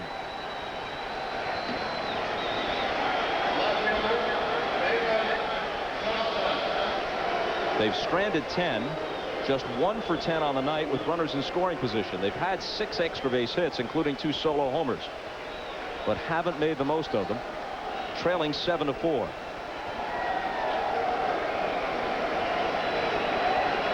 Justice had an RBI single in the first. He's 1 for 3 with a walk. Strike 1 from Nehm. Well, there's no messing around here with Rob Nehm. I'm coming at you with a fastball. I talked to him before the game tonight. He said, I really feel good. I'm ready. I'm ready for every game. This ball is jolted to right. Sheffield after it, can't get it. 1 hop against the wall, wide turn, and Justice, considering the score, is content with a single. One thing about Justice, it doesn't matter how hard you throw. If you get the ball out over the plate, he's going to hammer you. This ball's supposed to be inside, but watch. See, it moves out over the plate, and Justice likes the ball out over the plate. I mean, he will rip you. I don't care if it's a curveball or changeup or a fastball out over the plate. He's going to hit it hard. You know, Joe, and Gary Sheffield looks like he's really out of gas in right field. I think he makes the play on that ball if he's running full bore, but he's just out of gas. Matt Williams working on an 0 for 4 night and taking a strike on the inside edge. Sheffield just gutting it out in right field. We thought when they established a big lead that Jim Leyland might give him the rest of the night off, but Sheffield has gone the full 9.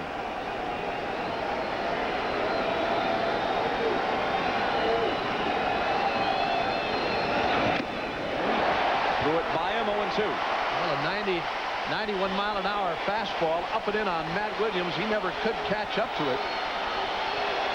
Here it's coming right at you.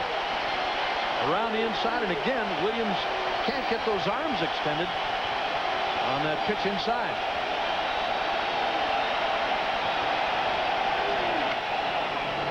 Bonilla with a diving play. He throws across the diamond. Safe. Well, the Indians have the tying run at the plate again.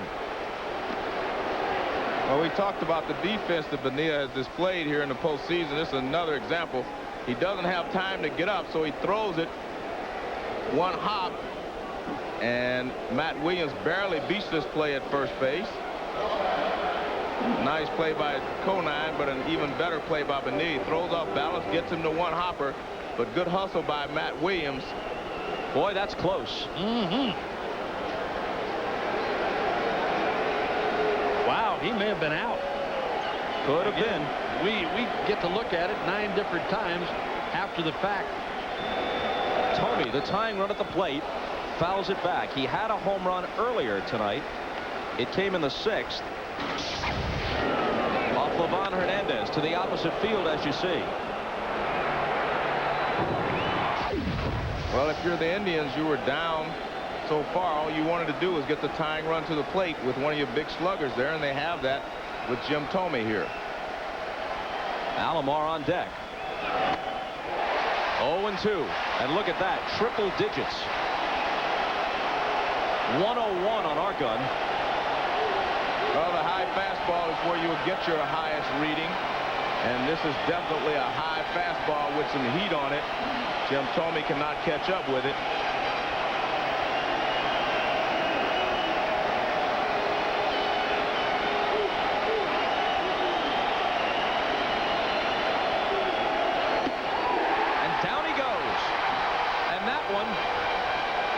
was ratcheted up 1 more mile per hour to 102. Well, a fastball up, and this one's really up. Can't catch up with it. This one just throws it right by him. That one's almost down the middle of the plate. Tommy can't catch up with it. Well, I was kind of surprised, Joe, that he threw it looked like a low outside breaking ball, a slider on Williams, that he picked up the infield single on with a play by Bonilla. This time against Tomei, he comes right at him with fastball. Ball 1 to Alomar, but he is throwing some high-octane gas. Here it is, 101, 102. See what you can do with it. Alomar has already had some big moments this postseason. Does he have one more in him? A ball and a strike. 2 out, 2 on. Sandy's the tying run at the plate. 7-4 Marlins, top of the 9th, game 1 of the World Series.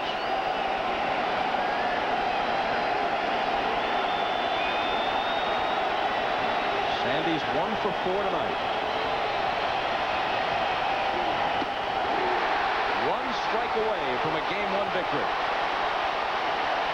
And he's just reaching back, getting everything that he has, and he's saying, if you can catch up with it, go ahead. And instead of messing around with the breaking ball, I mean, he's got to come with the express again on Alomar here and preferably upstairs.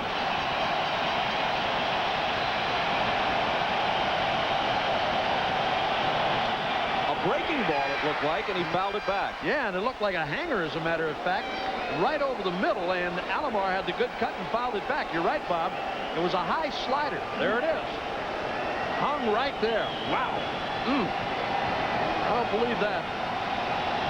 You know, you think back to Mark Wohlers and Jim Leyritz and getting beaten on a slider in a situation like that in last year's World Series. When you're throwing this kind of heat, why fool around? Yeah, but he also can hit one off Mariano Rivera, a high fastball away. He's still alive. Well, the flash balls were popping all around the park on the game's first pitch, and now it starts again in anticipation of what could be the final pitch. 67,245 here.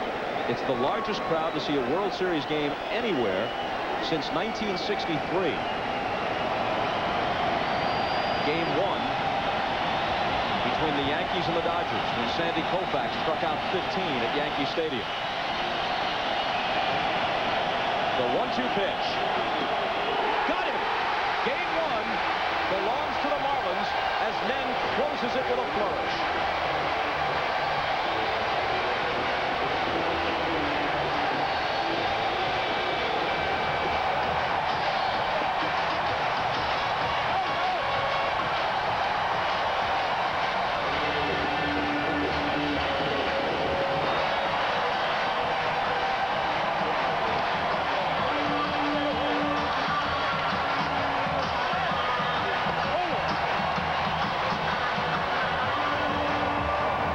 Say this for the Marlins. During the season, they won 8 of 12 head-to-head from the Braves. In interleague play, they swept the 3-game series from Baltimore. And now, against the best competition that can be thrown at them, they've won 8 out of 10 postseason games. Today's Chevrolet player of the game is Moises Alou, who hit the big 3-run home run, and he is now with Jim Gray. All right, thank you very much, Bob. Moises, tell us about the home run that broke this game open in the 4th inning. Well, I cut a break right there. I mean, this guy has very good stuff. It reminded me of Greg Maddux. I mean, his ball was moving a lot, but I wanted to stay aggressive in that at bat. He threw me some pretty good sinkers. That was a sinker that I don't know how I kept that ball in fair territory. Let me ask you, before Game 1 in the NLCS, Jim Leyland told the guys, hey, this one isn't the important one, Game 4 is. But tonight he emphasized winning Game 1. What was the big difference, and what's the difference in this series in getting Game 1? I think every game is big. I mean, to get the first one is awesome. Now we have to keep playing this the same way. I mean, we're playing a tough team, a team that never gave up, a team that battled, that kept coming back. But I mean, we got some runs, and we got some pretty good pitching too. Congratulations, they're chanting your name. Thank you. All right, Bob, let's send it back upstairs to you. All right, Jim, thanks a lot. And maybe not for sale. Maybe Wayne Huizenga will say, I'll sustain the losses if it's this much fun. Flashbulbs popping, and Sandy Alomar swinging and missing at Rob Nenn's final fastball. So once again, our final score in Game 1 of the World Series, the Marlins 7 and the Indians 4. Tomorrow, after an NFL doubleheader, Game 2 of the World Series, with coverage beginning at 7 Eastern Time, 4 o'clock Pacific Time. Chad O'Jay for Cleveland. Kevin Brown, the Marlins ace, scheduled to pitch Game 2 tonight after your late local news and all news Saturday Night Live, hosted by George of the Jungle, Brendan Fraser, with musical guest Bjork. For those of you who want to continue with post-game activities, join Keith Olbermann and Hannah Storm for our World Series post-game show immediately following this telecast on CNBC. For Joe Morgan, Bob Uecker, Jim Gray, Hannah Storm, and Keith Olbermann, I'm Bob Costas. Good night. The NFL